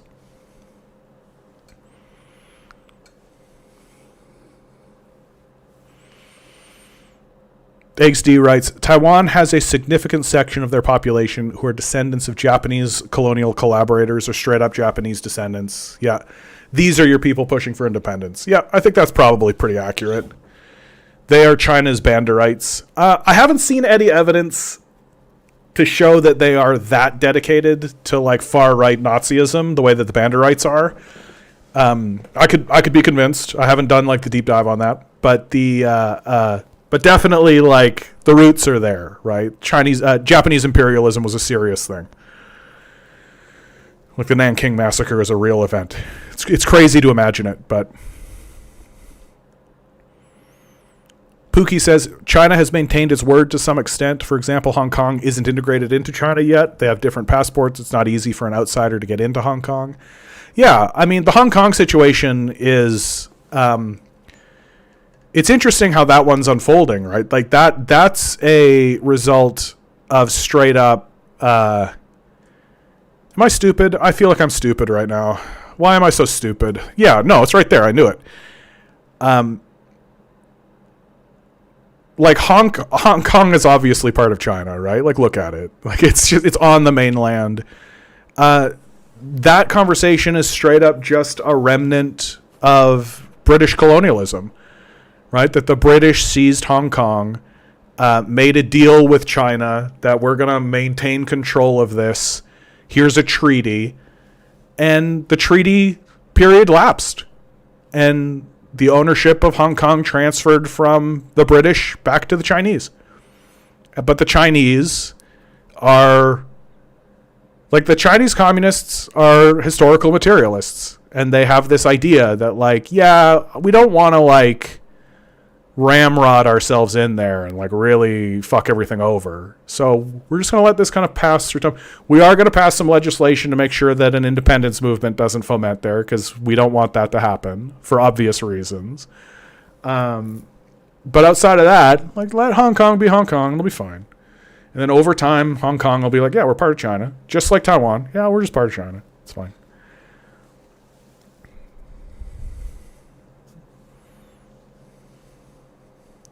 Putin is going to take over all of Europe. Yeah, right. Putin can't take over Ukraine. Like, come on. Isaac writes, Russians are not happy with Putin because he didn't act earlier on Ukraine. Yeah, there is a bit of that. Freestyle Skate says, actually, we have seen Chinese weapons in act. Iran's defense is an offense against Israel. Yeah, like, Freestyle Skate, you're kind of illustrating what I'm saying, right? Which is that, like, we are yet to see, like, a real modern military, like, how to really say this properly, like the invasion of Iraq is pretty close. Bush's invasion of Iraq is pretty close to my expectation of what China will do to Taiwan. that the invasion of Iraq was fairly decisive when they finally did it. They pulled the trigger, and there's like all of this like modern equipment going in, and the Iraqis just were overwhelmed and they couldn't do anything about it. Right? And it didn't take any time at all before Bush is standing there, mission accomplished, right? It'll be a similar thing between China and Taiwan, only it'll be even more decisive. And the post period, like the big thing to criticize the Bush administration about the invasion of Iraq is its post invasion period. Its attempt to nation build. Like, that's where it's obvious they are clueless idiots, right? That they had no idea what they were up to. China's not going to be like that. It's going to be different. Because, like, Iran's defense and offense against Israel is, again, that's like a proxy, right? It's a proxy war. China's not really involved in that directly. It's not Chinese people. It is Chinese equipment. XD writes, those are the KMT's position. Their government in Taiwan is the real China. But in more recent year, the Japanese collaborators have taken more power. Yeah. No, it's possible. Like, it's possible that we'll see it. And I just think that it's a big mistake for Westerners to be rooting for it. Because it will only increase the prestige of China. It will only make people respect China more. Right? You can earn respect through love, and you can earn respect through fear. And China successfully launching a military action against Taiwan, as decisively as they will 100% increase the prestige of China.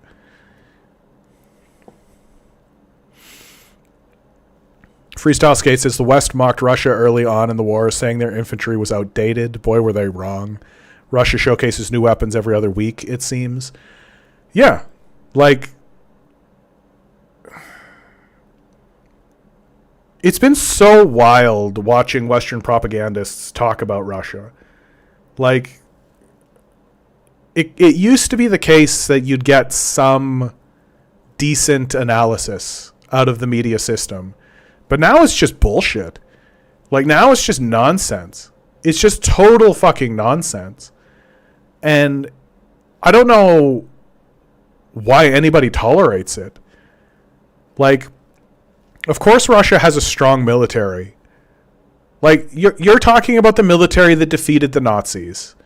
Like, and sure, they need to modernize, and sure there's... But, like, the idea that the Russian military is going to be this pushover... Like, what are you fucking talking about? Like, it's just embarrassing. But, I mean, what do you expect? Pookie says, Hong Kong today is too woke? What does that mean? What do you mean, too woke? What's too woke mean? What's that mean? What's too woke mean? Exactly. Like, what do you mean? Can you define that? I don't understand what you mean by too woke.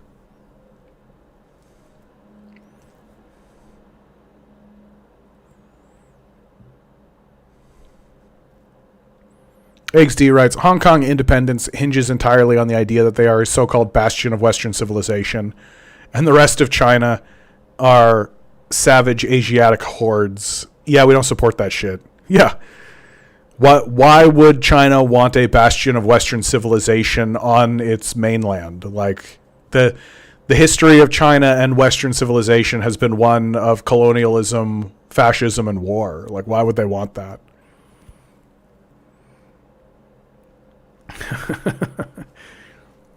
Olaney.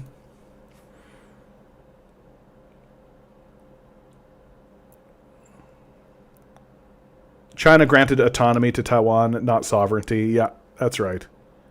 Well, and because it's just the easier route. It's just the better way to go. Like, there's no reason to sacrifice blood and treasure to do it when you don't have to. Like, Taiwan's in no position. Like, Taiwan cannot fight a war against China and win. It just can't. Like, there's no reality to that at all. If war were to break out between China and Taiwan, Taiwan would lose. And if you think anything other than that, then I don't know what to tell you, my man. Like, Taiwan doesn't have like, you know what? Here's a good question I'd like to have answered. I've never actually asked it.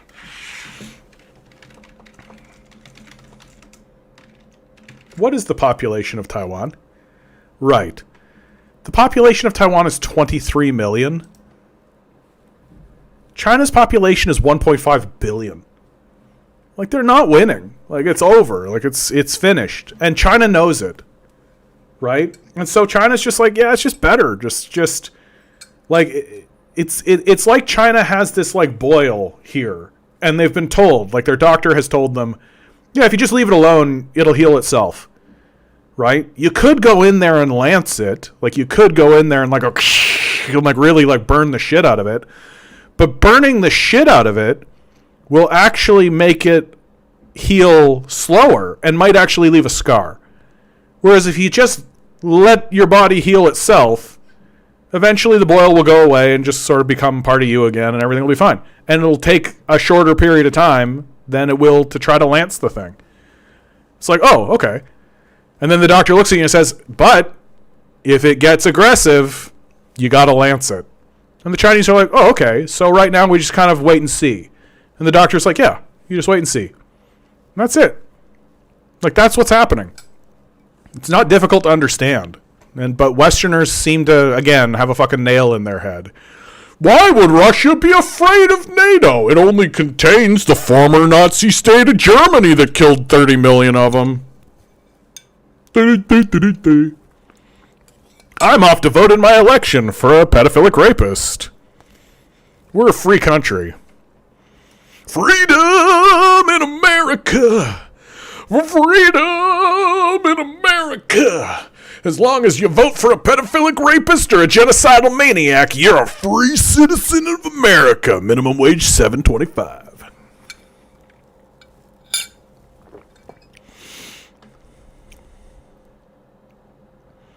Taiwan used to have nuclear weapons, yet nuclear subs superseded all that.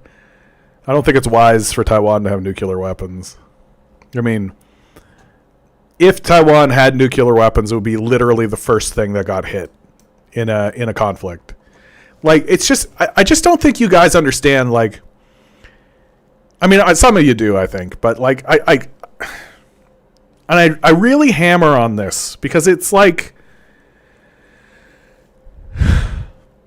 I don't think people really understand the speed by which all of this will happen.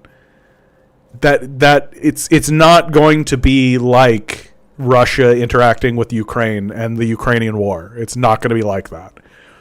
That when China decides it's going to act, or when the policy, like, Russian action was sort of done through debate, negotiation, and like okay, what do we do next? And it was like they were navigating. It was like a captain navigating a storm on the high seas, right? And they're navigating these choppy waters and difficult things. When China invades Taiwan, it will do so through policy, and it will follow a chain of policies that are written down, that have been tested, that have been practiced, that have been rehearsed, that have been executed already once before. And all it will take is one guy going, do it, and everybody will go, chunk, chunk, chunk, chunk, boom, and it'll happen. And I think because we're not used to seeing that, we're used to this kind of bumbling stupidity that we get out of the West, this kind of like dorpiness of military action that we usually see. It's going to shock people. It's going to stun people. People will just be like, holy goddamn shit. Okay. That's what a real military can do. Okay. Harold Hoffel says the next election in Taiwan will see Western puppets ousted. Yeah, we'll see. We'll see, my man.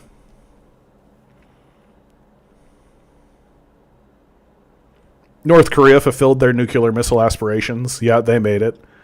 I mean, yeah, North Korea is like a whole other story, right? Like the North Korea, this whole situation basically exists because of the Vietnam War. The Korean War is an extension of the Vietnam War. Really, it's sort of the beginning of the Vietnam War. And it's like, for North Korea, that war never ended. There's still a war economy. They're still structured for war. They very recently have torn down all of their monuments for reunification. So the idea of reunification being the path between North and South Korea is off the table from the North Korean perspective.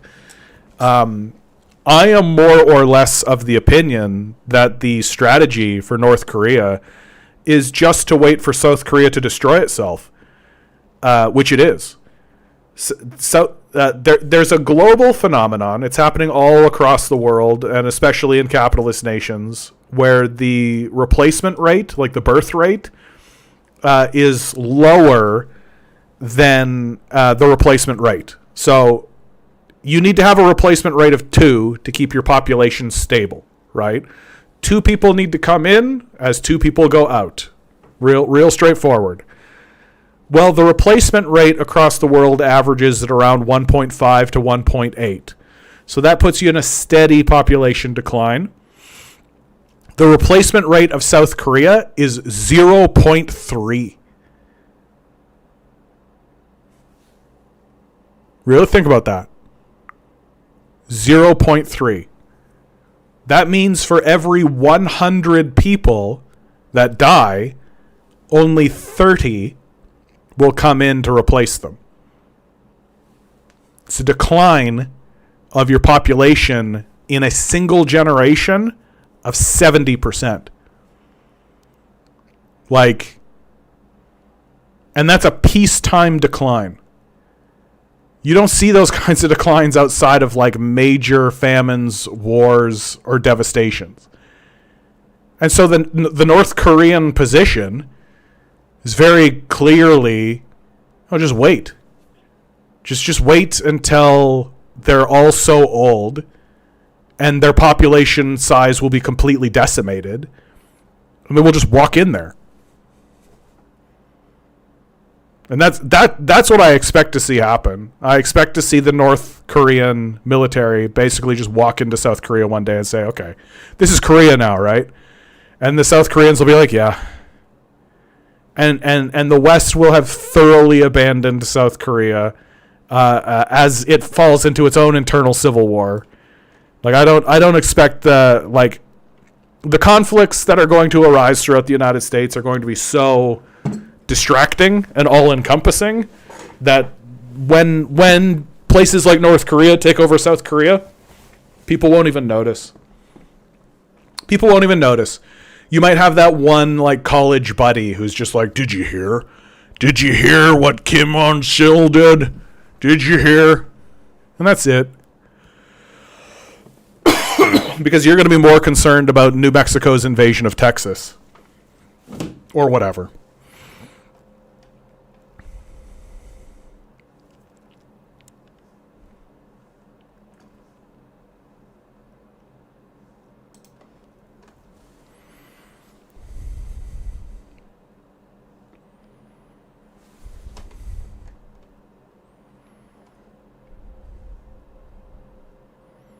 Pookie says, you know what's funny? The video of Jiang Zemin, older Chinese president, getting mad in Hong Kong because of the questions he gets asked about China interfering in Hong Kong's elections. Okay. Again, it's just kind of like, Hong Kong still suffers from colonial trauma from the British. That's essentially what the Chinese are dealing with. Ideological and identity trauma, I think that's right. And you have a segment of the Hong Kong population that really bought in to Western capitalism and are not happy that they can no longer participate in that system in the same way. They don't like that they have oversight. They don't like that there is another ruling body that's like, you can't sex traffic women, for example, right? They don't like rules because they're rich, right? Rich people want to rape children. They don't want to fucking have somebody be like, yeah, you can't do that. Like, no. Hong Kong, like the USA and UK, is more progressive, quote unquote progressive. I'd say raping children is not progress, and tries to mimic them in democratic and immigration affairs, progressivism, etc. Think liberal Americans. Yeah, and they've been a capitalist hellscape like the UK and US long before China opened up. Yeah, from the Chinese perspective, it's like that's not really good, right? The Chinese call that corruption. That's what they call that, right? And the Chinese, like, they execute people, man. Like, they don't fuck around. And we can have a conversation about the nature of state-sanctioned executions. Like, I've had people in here who put forward really convincing argument that we should not allow the state to execute people. And I'm like, yeah, I think that there's something to that. But the Chinese do it. And right now, they're doing it to billionaires and rapists and pedophiles. And it's like, tough to argue against.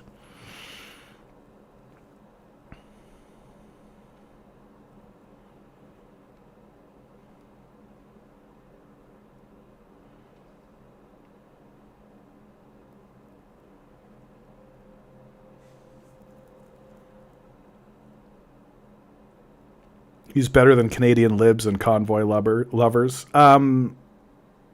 Just case in point, just something to point. So, just for clarity on my position in the convoy, is my position has always been I am ideologically opposed to the convoy, but I supported their right to protest. And that the federal courts of Canada have actually said that the Liberal government did not have the right to evoke the Emergency Act against the convoy. Like, the Trudeau government lost in court. The people who organized the convoy, some of them did jail time, right? Which should be very frightening. Should be very frightening. And again, though, like, I don't stand for what the convoy stood for, because I don't want to go into a big thing about the convoy, but, like, the convoy, like, I grew up around those guys. Like, I used to be, like, a right-wing conservative, right? And I grew up around those guys. And they didn't really have much by way of an ideology. And my position really is, like, the Trudeau administration basically embarrassed themselves and made themselves look like idiots.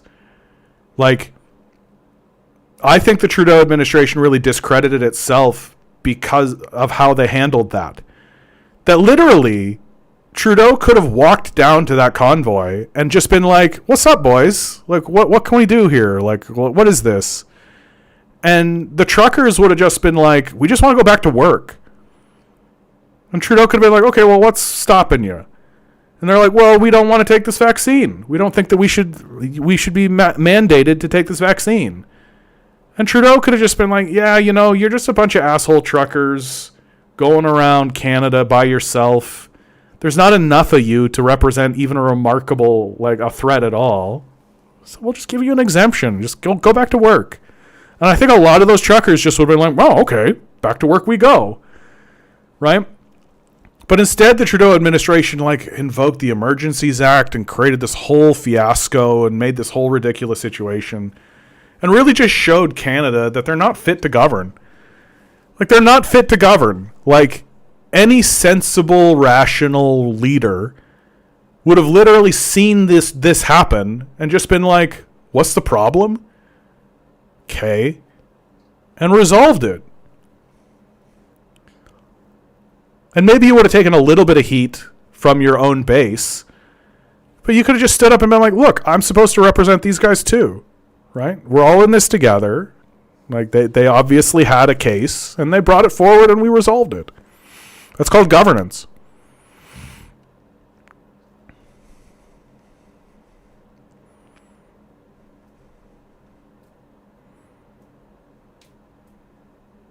Like, it should have never gotten to that point.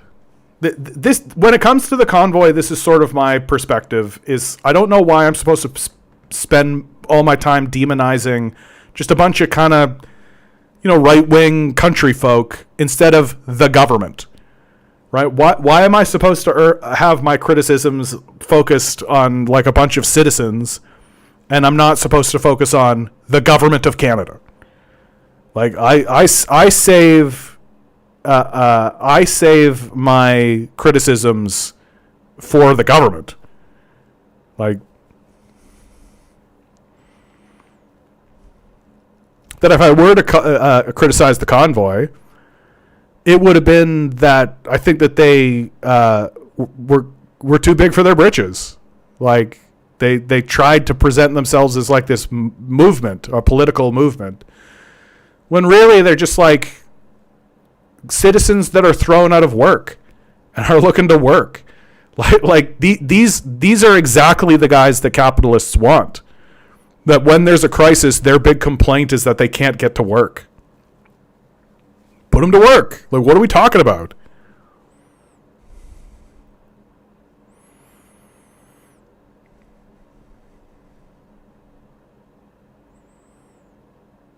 Pookie says it's not hard to find a Chinese opposition in Hong Kong. It's not hard to find American opposition in America. It's not hard to find Canadian opposition in Canada. Like, that's just like a non-statement, my man.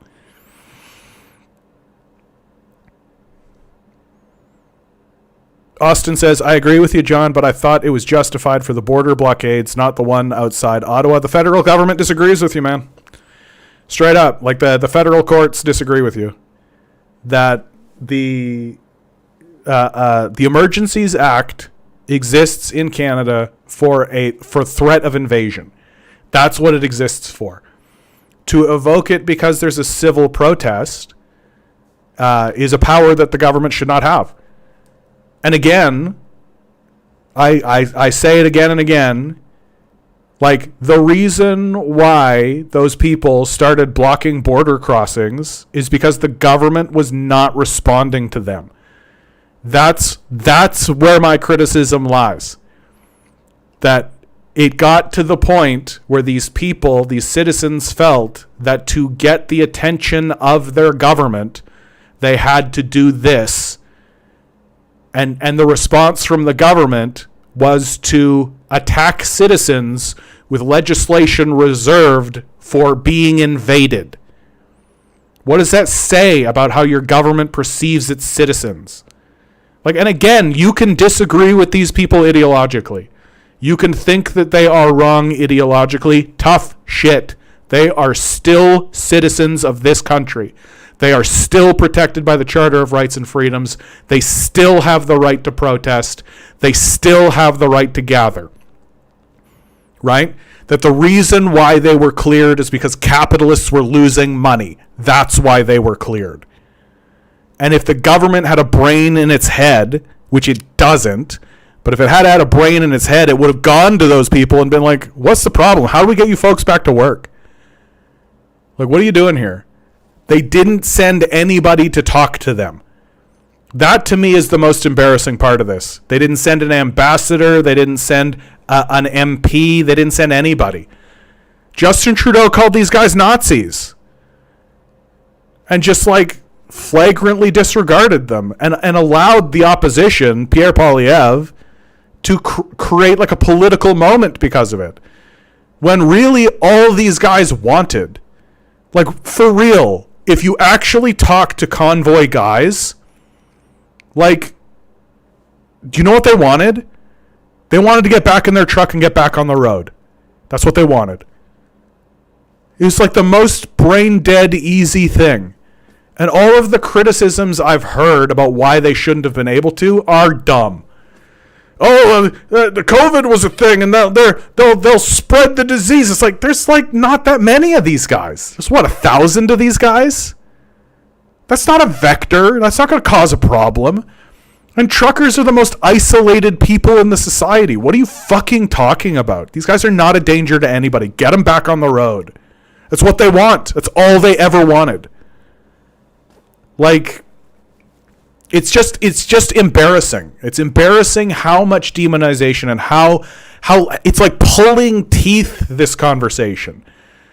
like at its root, and again, like I don't really get why I'm supposed to reserve my ire for a bunch of like right-wing country folk instead of the government of Canada. Like, I don't know why the government of Canada gets, like, totally off the hook, no criticism whatsoever. Yes, sir, whatever you say. Lockstep, march, let's go. Oh, there's 1,000 rednecks that are complaining? Blah, blah, blah. Like, goddamn. Like, goddamn. Like, is that where we are? Is this where we are? Like... Oh... And I've already said it, but I'm going to say it again. The most embarrassing part about the whole thing is that when those truckers showed up, Trudeau could have literally just like walked down to them with a film crew and just been like, boys, how do we get you back to work? Like, what's this all about? And they would have been like, we want to go back to work. And this vaccine mandate is throwing us out of work. And Trudeau could have been like, yeah, you know what? We'll give you guys an exemption. There's not enough of you. It's not that big a problem. Right? And then his own base would have been like, you gave him an exemption, boy. And he could have been like, look, we have to accommodate citizens of the country and citizens of the nation. Let's move on from this. And that would have been the end of it. But instead, it just blew up into this huge thing that it never should have been. Like, and it's just bad governance, bad politics, and just shows you that these liberals are stupid and that they don't know what they're doing.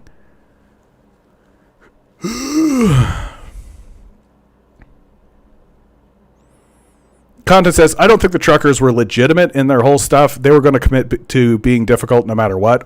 Yeah, you meet these guys. That's who they are, truckers.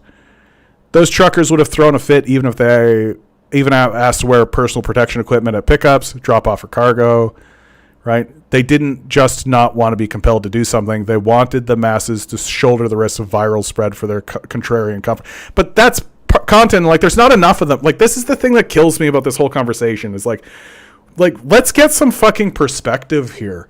Like, everybody's talking as though these guys were some kind of vector threat to spread a disease throughout Canada. Like, no, they're not.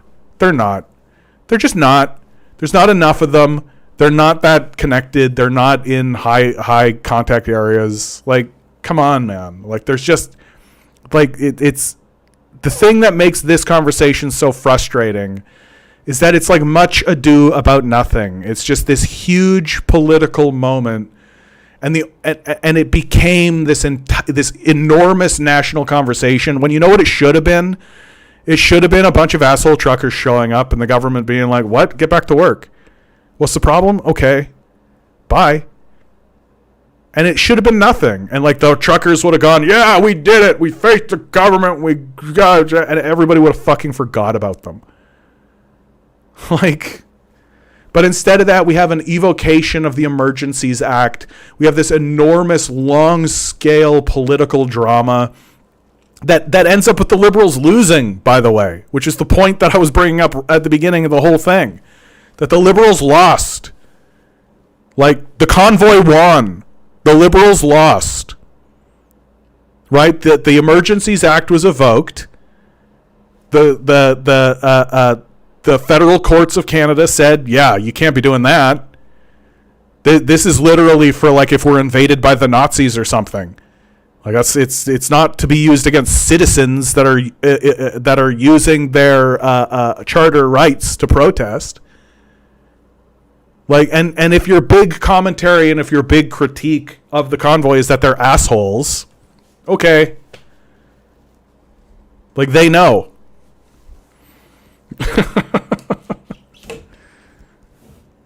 Like I'm talking about the government evoking emergencies acts against citizens that are in protest. Like, what do you think's going to happen if the economy shits the bed and there are millions of people out of work and they begin civil protest? We're going to have an emergencies act evoked then too? Like, no, thank you. No thanks.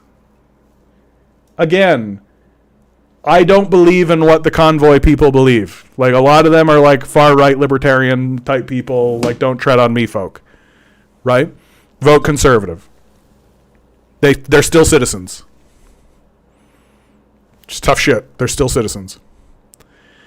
Mark says, "Our anarchists welcome here. Salute, salute. Of course. Welcome aboard, my man."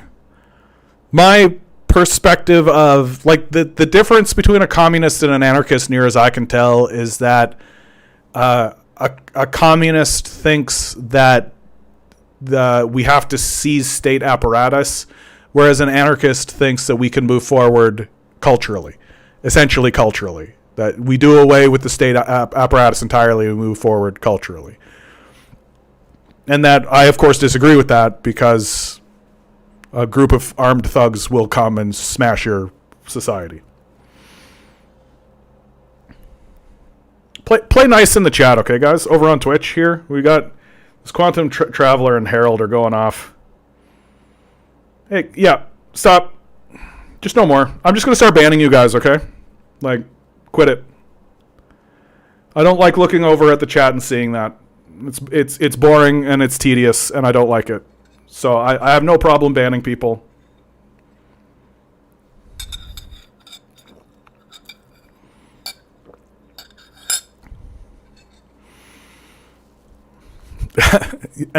This is, yeah, you're not wrong about this, Cotton. Like, this is true. Every conservative in the pandemic literally just wanted to be a problem because they couldn't bear to be told to be socially responsible by some pencil neck liberal. I mean, that was a pretty revealing moment too, like outside of the convoy, because I don't think that what you're describing is unique to the convoy. That there was like a lot of that going on. Like, we all had this moment, and you are right. Like, it's the masks. The mask moment was like, that was nuts. Like, that was nuts. Like, literally put a piece of cloth on your face. And we just had videos of people who were like losing their shit over it. Who were saying like, this is tyranny, and like the great irony of all of this is like the same people, the exact same people who were saying that putting a piece of cloth over your face or taking a vaccine shot was tyranny are now dead silent when it comes to the question of Donald Trump raping your children. Like, that's what's wild about this, man. Like, and I never really got that. I never really connected with the mask thing. Because the mask thing is like such a small ask. Like, such a small ask.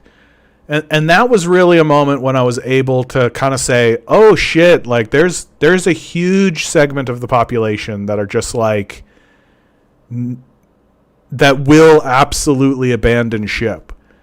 That like, if things get tough at all, these guys will straight up abandon ship. They can't even be arsed to just like throw a piece of cloth on their face.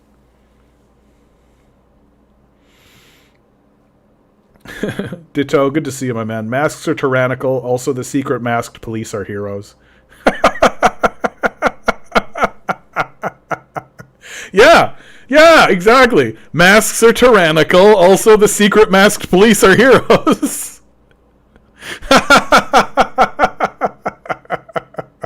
Yeah, that nails it. That's exactly right, dude.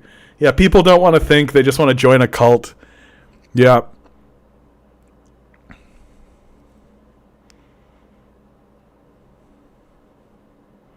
Yeah, I'm with you on this point, Conton. Like, it's like the mask thing, right? It's just such a small ask, such a nothing burger to just like put a mask on, dude. Like, I go into a care home every week because I read to the elderly, and and I went in last week, and right at the door they were just like, put the mask on, and like, I'm just like, yeah, of course.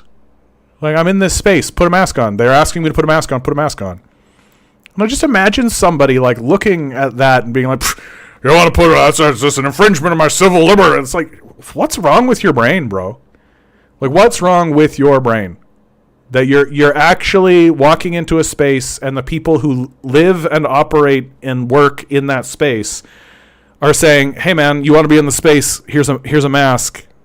We're providing the mask. Please put it on. And you're just like throwing a hissy fit. and like getting into physical altercations about it. Like there's something wrong with your brain. Like there's something wrong with you. For sure.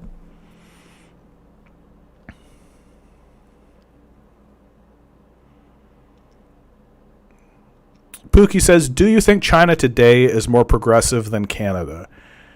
So I don't know what you mean when you say the word progressive. Really. Like, in what degree, to what regard?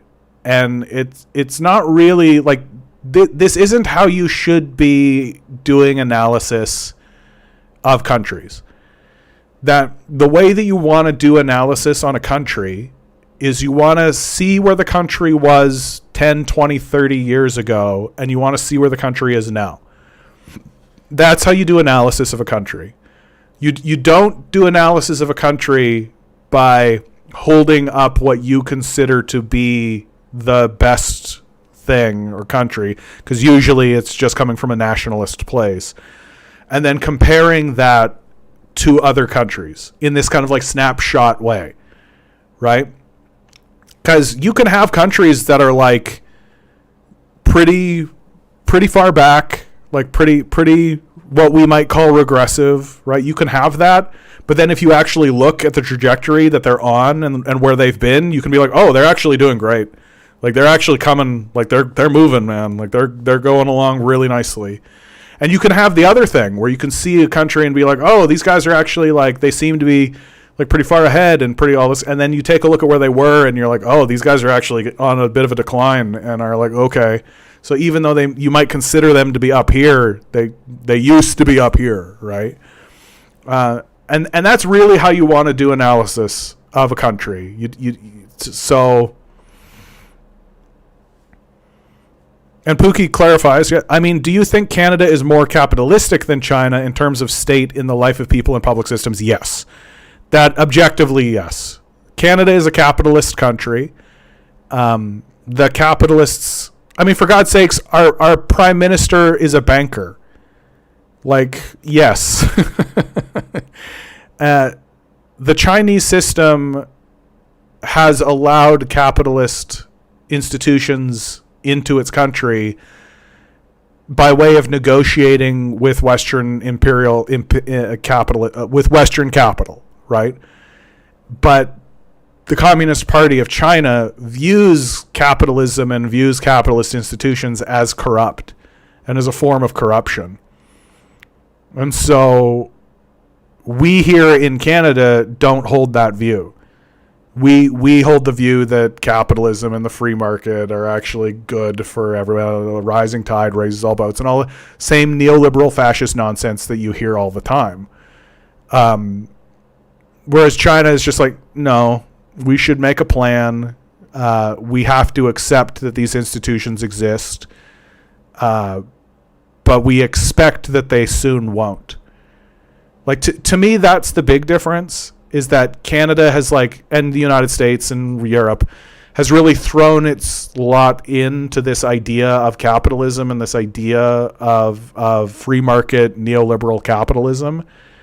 As the way forward.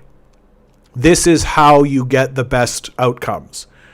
And they might say something like, sure, there are negative outcomes, but this is the best that humans can do. Right? Which is really a knock on humanity, frankly. Like a really anti-human thing to say. Whereas China says, no, like we have capitalism because we have to negotiate with Western capital or they'll bomb us. But we see a path forward that moves away from capitalism. And in fact, we're of the opinion that these capitalist systems eventually destroy themselves, and that as they destroy themselves, we either abandon them and cut them off, or we take control of them, which they've done several times. So it's, I think when it comes to the relationship between the nation and capital, China is ahead of us pretty widely. And it's going to get really obvious. Like the outcomes are just going to get so outrageous. You're literally going to see, like, China is going to have a moon base, like a fully operating moon base, where citizens can visit. And we're still going to be deciding whether or not $7.25 is suitable minimum wage. It's going to, like, the disparity is going to get really clear. We're going to have like a Mad Max style society where you'll have like roving bands of people going around stealing gas from gas stations, and you'll have ICE agents kicking in the doors of people, and pornography will be everywhere. Everyone will be just trying to eke out a grind through a sustenance style living while prices continue to rise and the quality and standard of life continues to decay. And all of your institutions and all of your structures will literally be decaying in front of you. Bridges will fall over. The rail system will stop working. Your subway systems will stop working.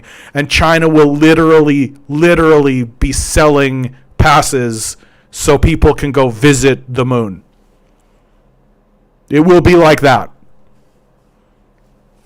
And people will be like, wow, what's going on? And I'll just be like, China planned it. They made a plan and they executed the plan. Your free market capitalist idea failed. It failed 30 years ago, baby.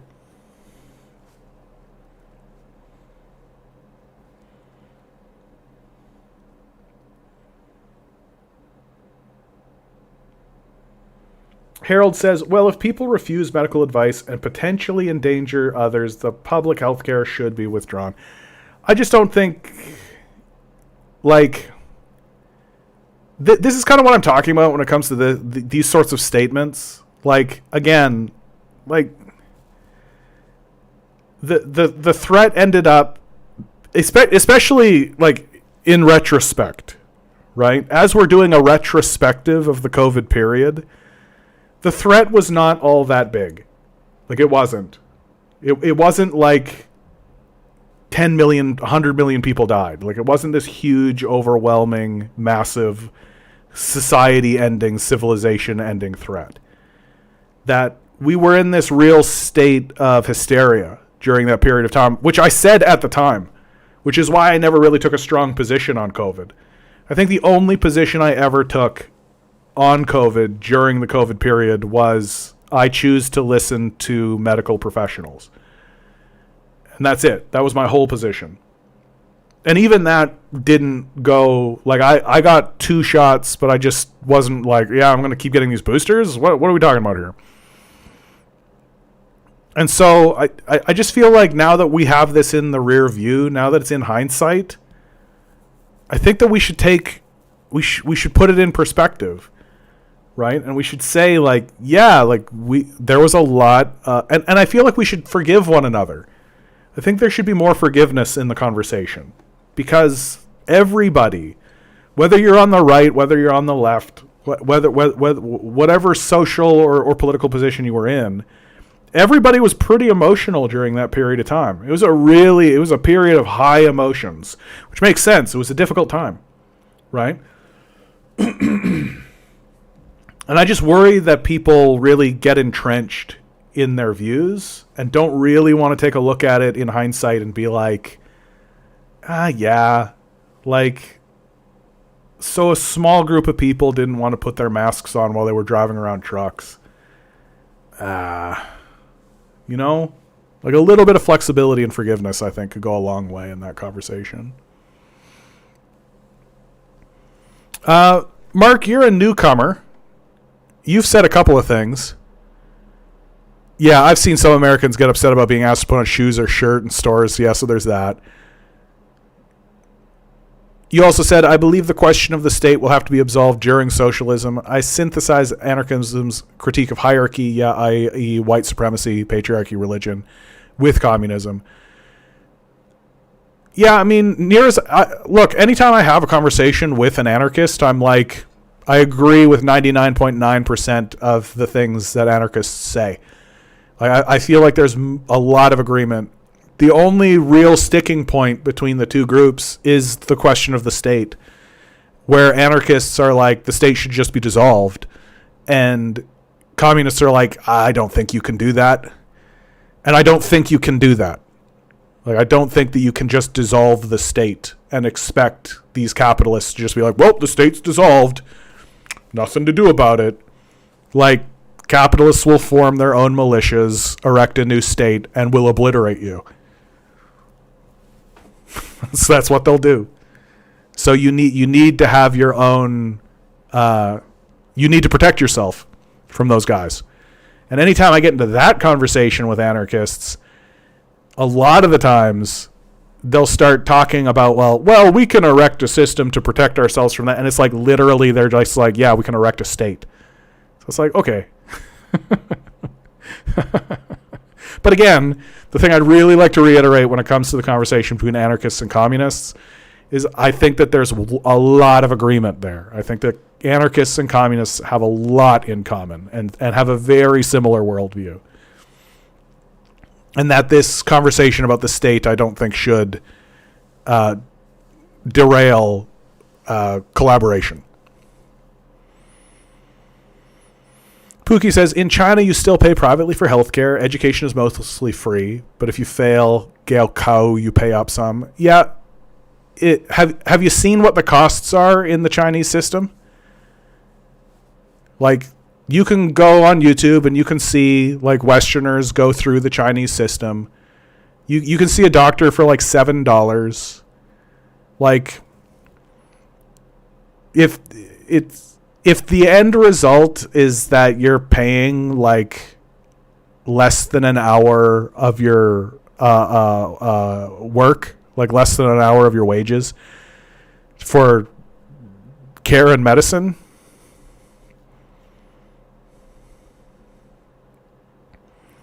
Freestyle Skate says, the fact that the Fed minimum wage has been $7.25 for nearly 20 years should be a very huge concern for Americans. Oh, yeah.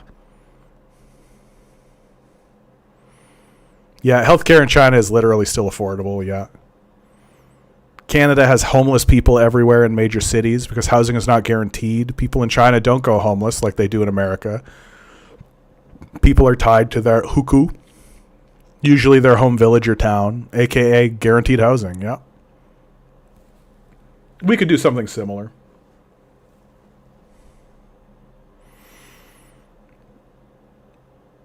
Do you see... Oh, hold on. Sorry.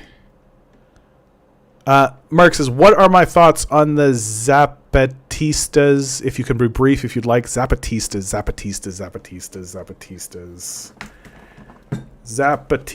just going to need a refresher. Zapatistas.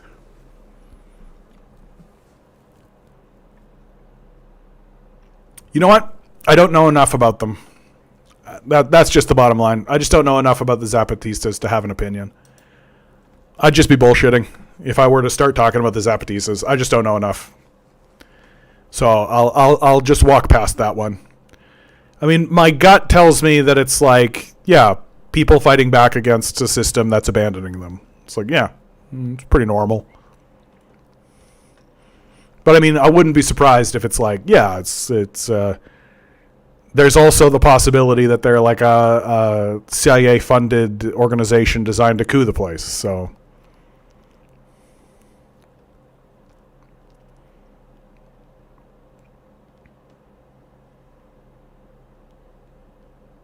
Freestyle Skate says, many rightfully are skeptical of vaccines too, i.e. African Americans, Native... Well, I think it's a rational position. Like, you heard this from the right, and, you know, there is something to it where it's like, I don't know why we're supposed to be mistrustful of the government and corporations, except when they're holding a needle in front of you saying, you must take this or you are fired. Right? Like, that's kind of a fair thing to say, you know? Oh, so it's be mistrustful of the government and be mistrustful of corporations, but if they threaten you with destitution and poverty unless you inject something into you that you don't know what it is, then you're supposed to just go along with that. Oh, okay. I'm like, yeah, you know, that's, yeah. The only real counter I do have to that is it's like, the people who we should be listening to through this period of time is for sure the medical professionals, like the medical community. And the medical community was pretty much like, take this vaccine, man. Like, do the vaccine. So that's what I went with.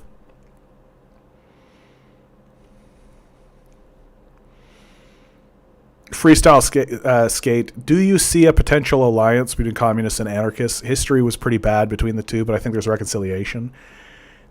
Historically, the big problem is that when communists start to rise to power and take over the state, because the anarchists are ideologically opposed to any state existence whatsoever, they'll form alliances with very strange bedfellows in order to overthrow a communist state. And that's kind of historically what has happened. And so if I don't know, like, how do you reconcile that? Like, is it possible to? Content says, except, John, you say the threat wasn't that big. I'm saying that we are seeing what these people will do when it actually matters. Yeah, I think you're right. Yeah. They will fail us when the toll is hundreds. Yeah. No, I think you're absolutely right about that, dude. That is a fair thing to say. That, like,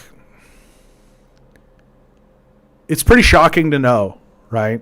Like, if it's like, put this mask on, well, it's just wild to know that there's just people who will say no to such nothing burgers, right? Anyway. Yeah, medical bankruptcy is only a phenomenon that happens in America and America alone. Well, and if Danielle Smith has her way, how Alberta plans to kill public health care across Canada. Like, this person's a traitor, man. Like straight up. We should not be allowing people like this into office.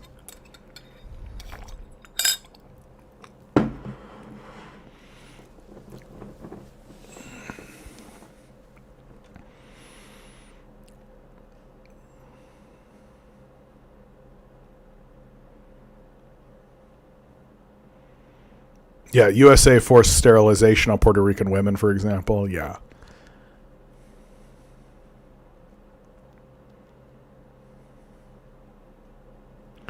Pookie says, if I had the option, live in Canada or China, I would go to Canada, certainly, for the sake of consumerism and standards. I mean, I feel like there's like a real grass is greener on the other side kind of attitude going on there. Like, if I had a choice between going to a place I've never been or a place I've never been, I'll go to the place I've never been that's full of people who look like me. Okay. Pretty standard.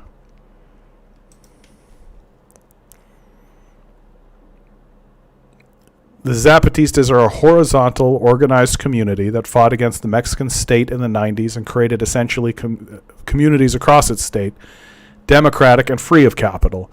Zapatistas synthesized both Marxist-Leninism and anarchism amongst organizations. Sounds baller. Sounds awesome. Renovation, good to see you, my man. Conservatives consider it a red line to require them to do something for the collective on the mask topic. Yeah. Like, that's sort of the deep shame of it, right? But like, their worldview is hyper-individualism, right? Like, this hyper-individualistic worldview that says, I am the author of my own fate. And that any requirement of me from any institution is, by definition, tyranny. Right? Like, it sort of flows into what I've always said about capitalism, which is that it's a religion. It's the only explanation for why some people acted the way they did. Right? That it was like their religion was being confronted. Like, it's like no flexibility whatsoever. Like, it's wild. It's pretty wild.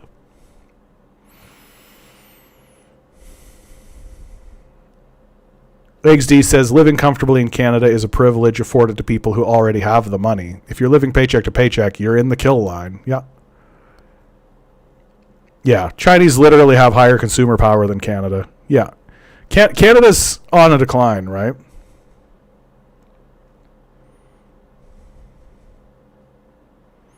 Yeah, well, in Vancouver, you'll see American suburbs, 70% of cities, then a cyberpunk core, skyscrapers. And outside, you'll see quite a bit of drug tents and skinny individuals. Yeah. Canada seems to have more drug users out there per capita than USA. Source required. Joe says everyone is on their own until they're not. JT says it's like a dark fable. Someone sees the fork in the road of Canada or China and they drive into Canada, and as the horizon lowers, it reveals a Nazi flag and genocide. But hey, you got Uber Eats.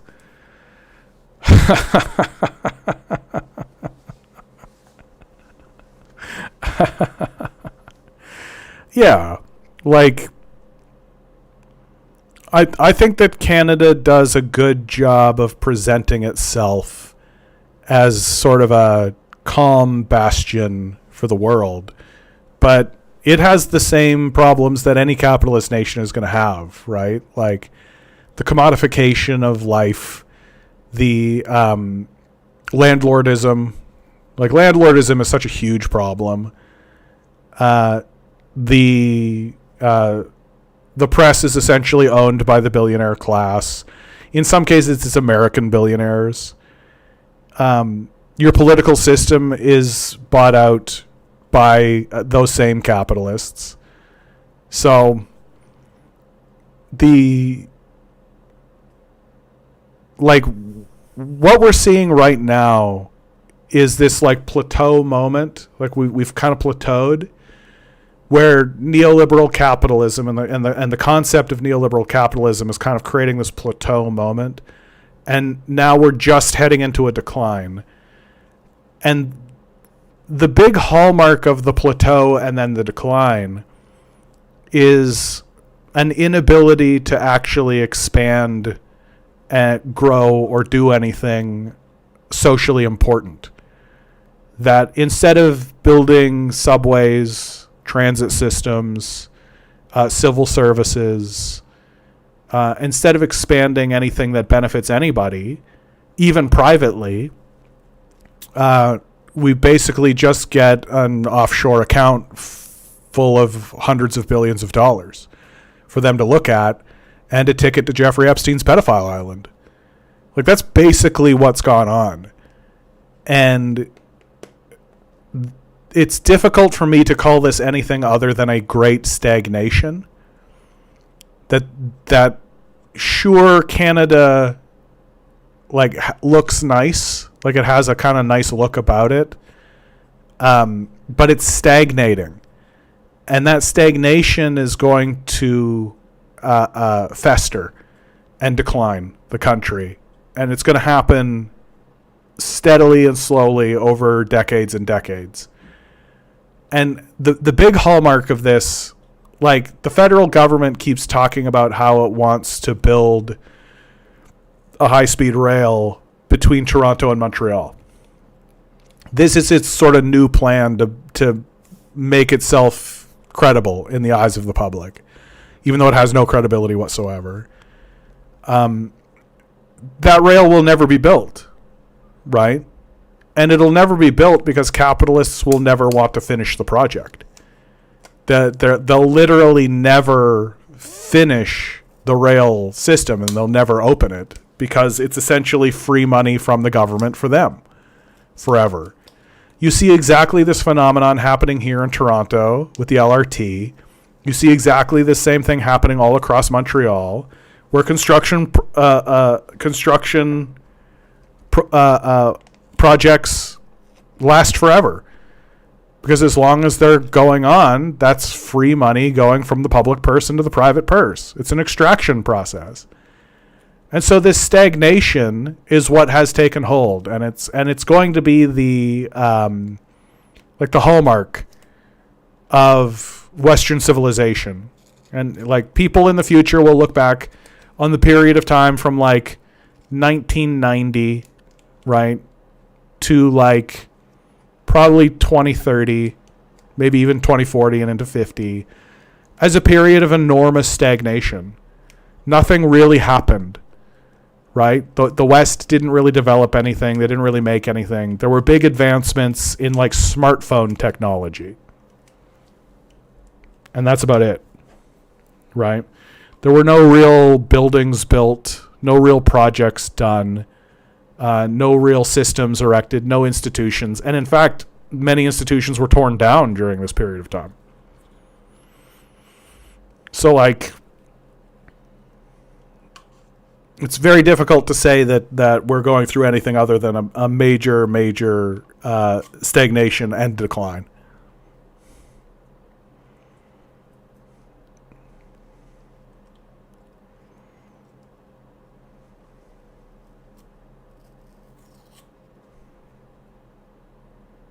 Yeah.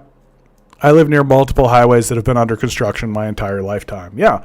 It's a grift, right? It's just a way to extract wealth from the public through taxation and hand it to private owners.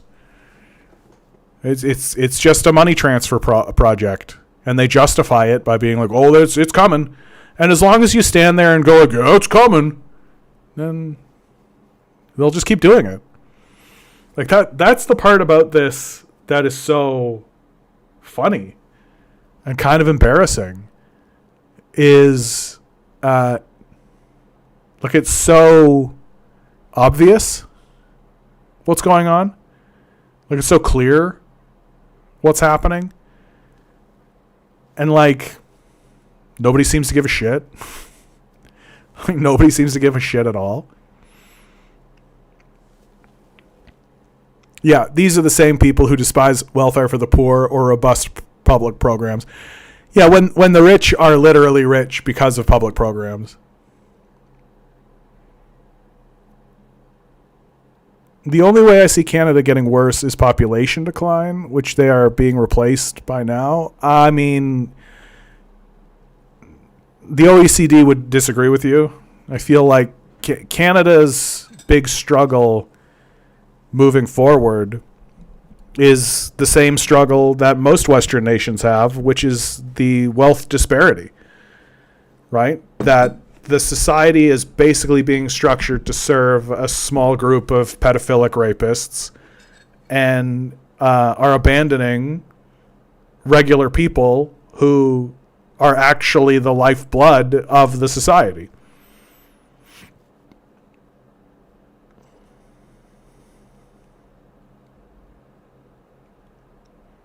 Yeah. New housing is crap. Contracts given out-of-town companies. Zero actual support for anything mom and pop, obviously. Landlords, capitalists stealing everything. Yeah. What are the main companies of Canada? Of Cabada?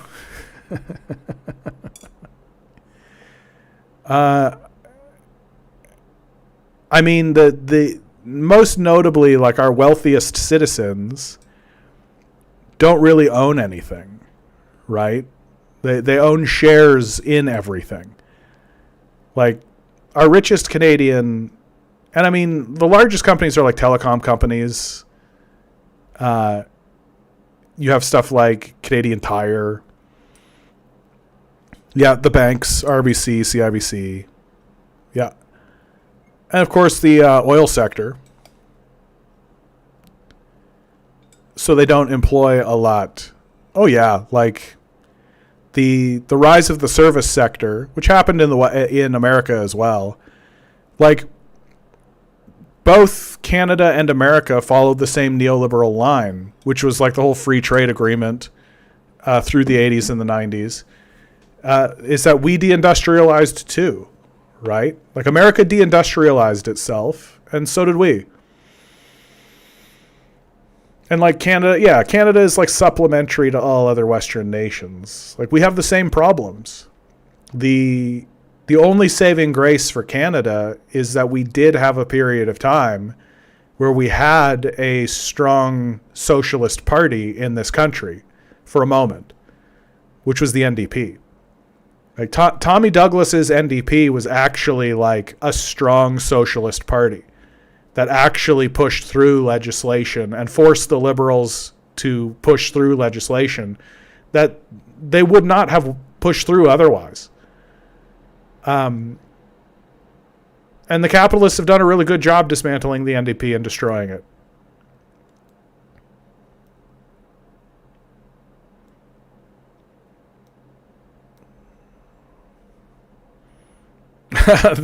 The West will devolve into a Dark Souls level.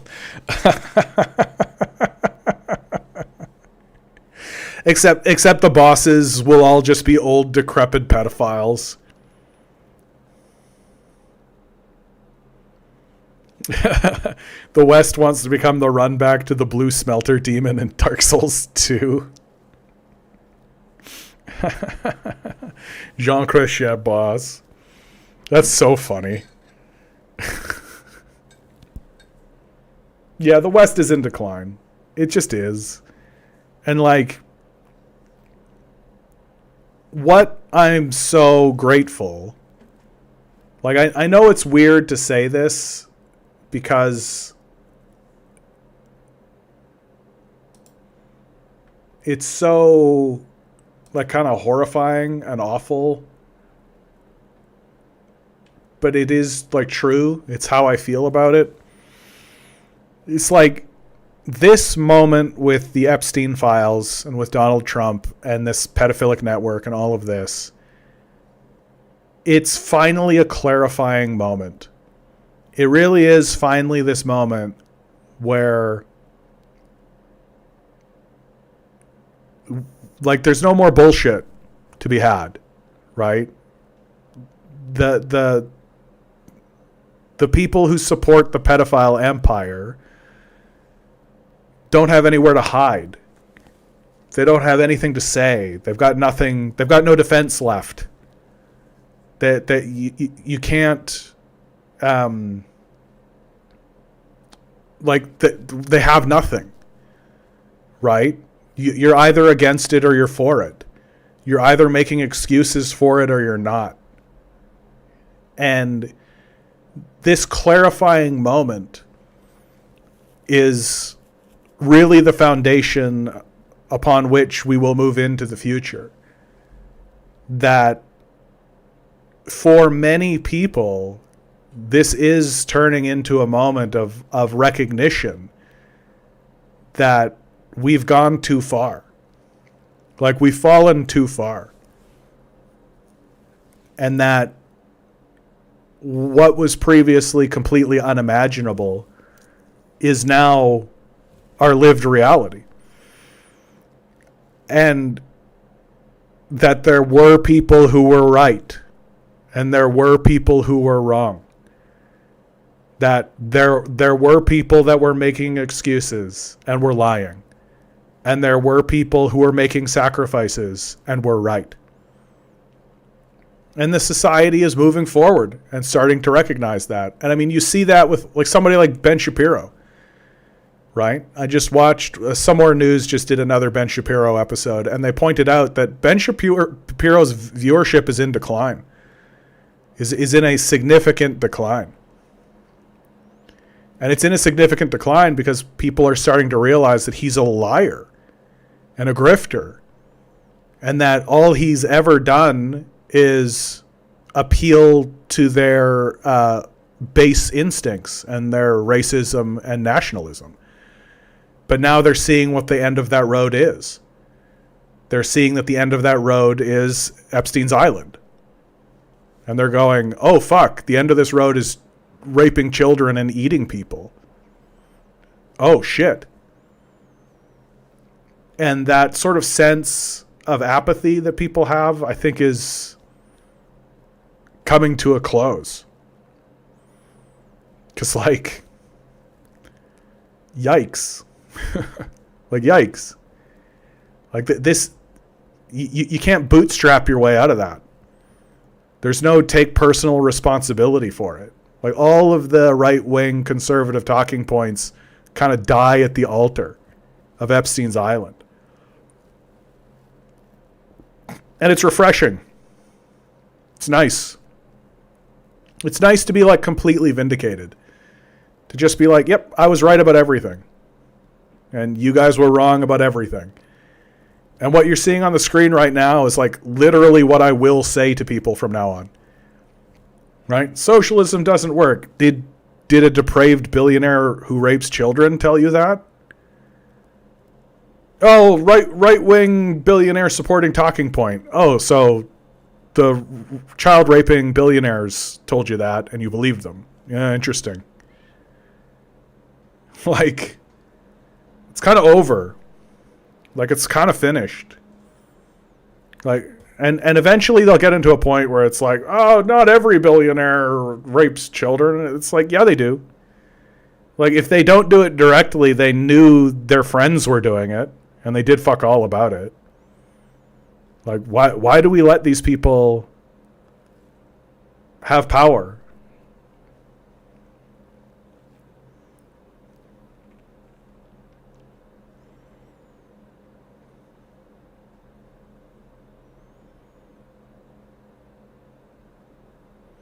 Yeah, Yankees would rather die than lose their myths.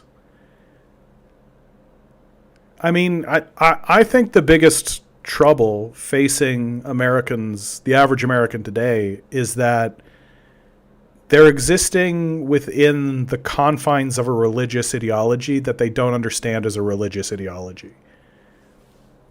Capitalism is no longer a economic system. It's exclusively a religious ideology. And if you understand capitalism as an economic system, then you're a Marxist, right? If you actually analyze the economy through a scientific lens, then you're a Marxist or a Keynesian, right? But you're not a capitalist, right? If you're a capitalist, then you're a religious fundamentalist of the worst type. And that religious fundamentalism is centered around worship of the self, worship of money, and worship of chaos, or your free market. And it's this trifecta, what I call the unholy trinity of the capitalist death cult, that has infected the minds of the average American, and they don't even know it. They don't even recognize that they have fallen prey to a religious ideology, because that religious ideology doesn't present itself as a religious ideology. It presents itself as just good sense. This is just normal common sense. And this religious ideology has taken over most of Christianity, right? And it dresses in Christian clothing. And it's infected, like, the Republican Party has bought in completely to this religious ideology.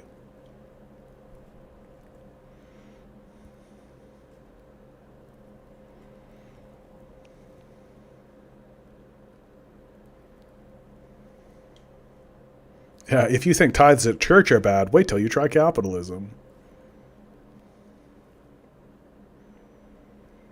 Americans are realizing their comfort funds the likes of Epstein, and even then their comfort is being stripped from them, yeah. Pookie says, what happens to the economy if you let only liberals rule in Canada? If you consistently elect people who are focused on social, and not make Canadian economy grow? Neoliberalism? Canada struggle? That's not what neoliberalism is. Neoliberalism is the idea that... and neoliberalism is an economic argument.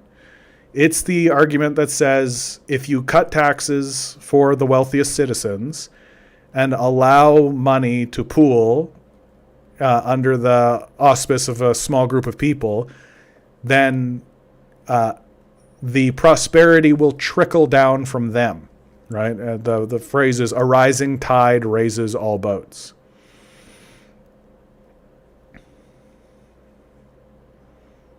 Yeah, I meant if you consistently elect liberals, Democrats in Canada who aren't focused on growth. Neoliberalism is a growth-based ideology.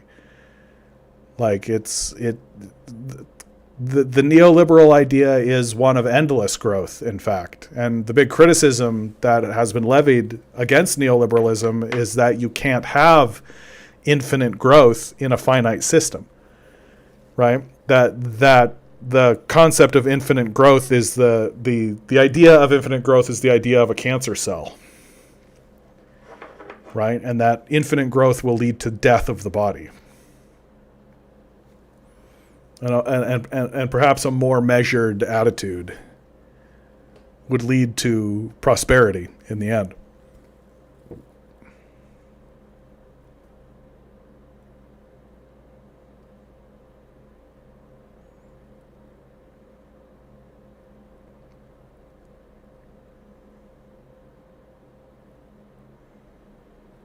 The UK Greens say they aim to reform NATO from within. Yeah, good luck with that.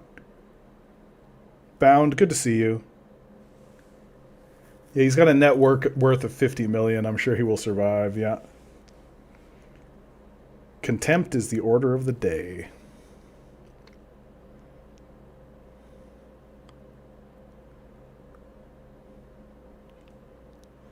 Freestyle says, funny how capitalists saw neoliberalism explode in Chile, and then we're like, oh yeah, let's do this up here.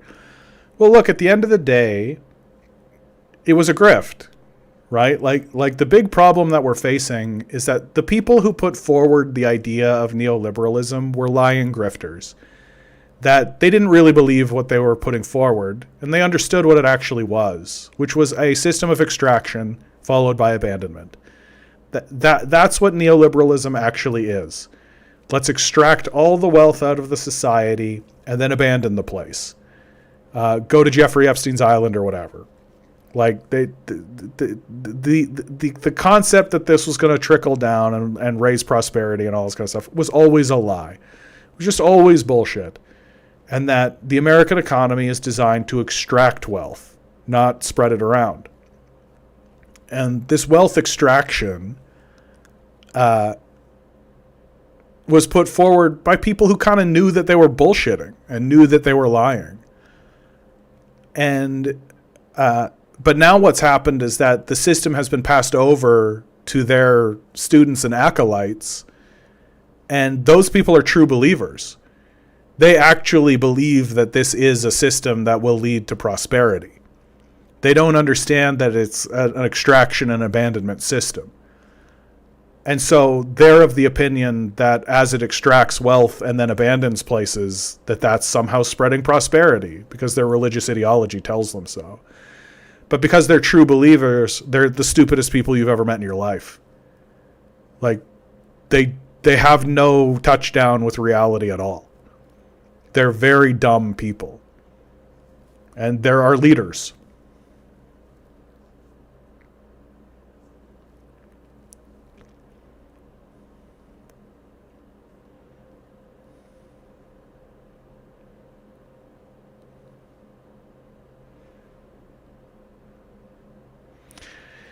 I think I've reached the end of this one, guys.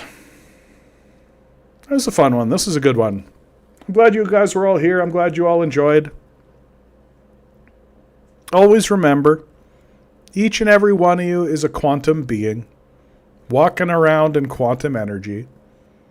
These billionaires are spending hundreds of billions of dollars in the hopes you'll never realize it. You'll just be the good little commodity they need you to be. Rebel. Revolt. Repent. Good luck. We're going to need it.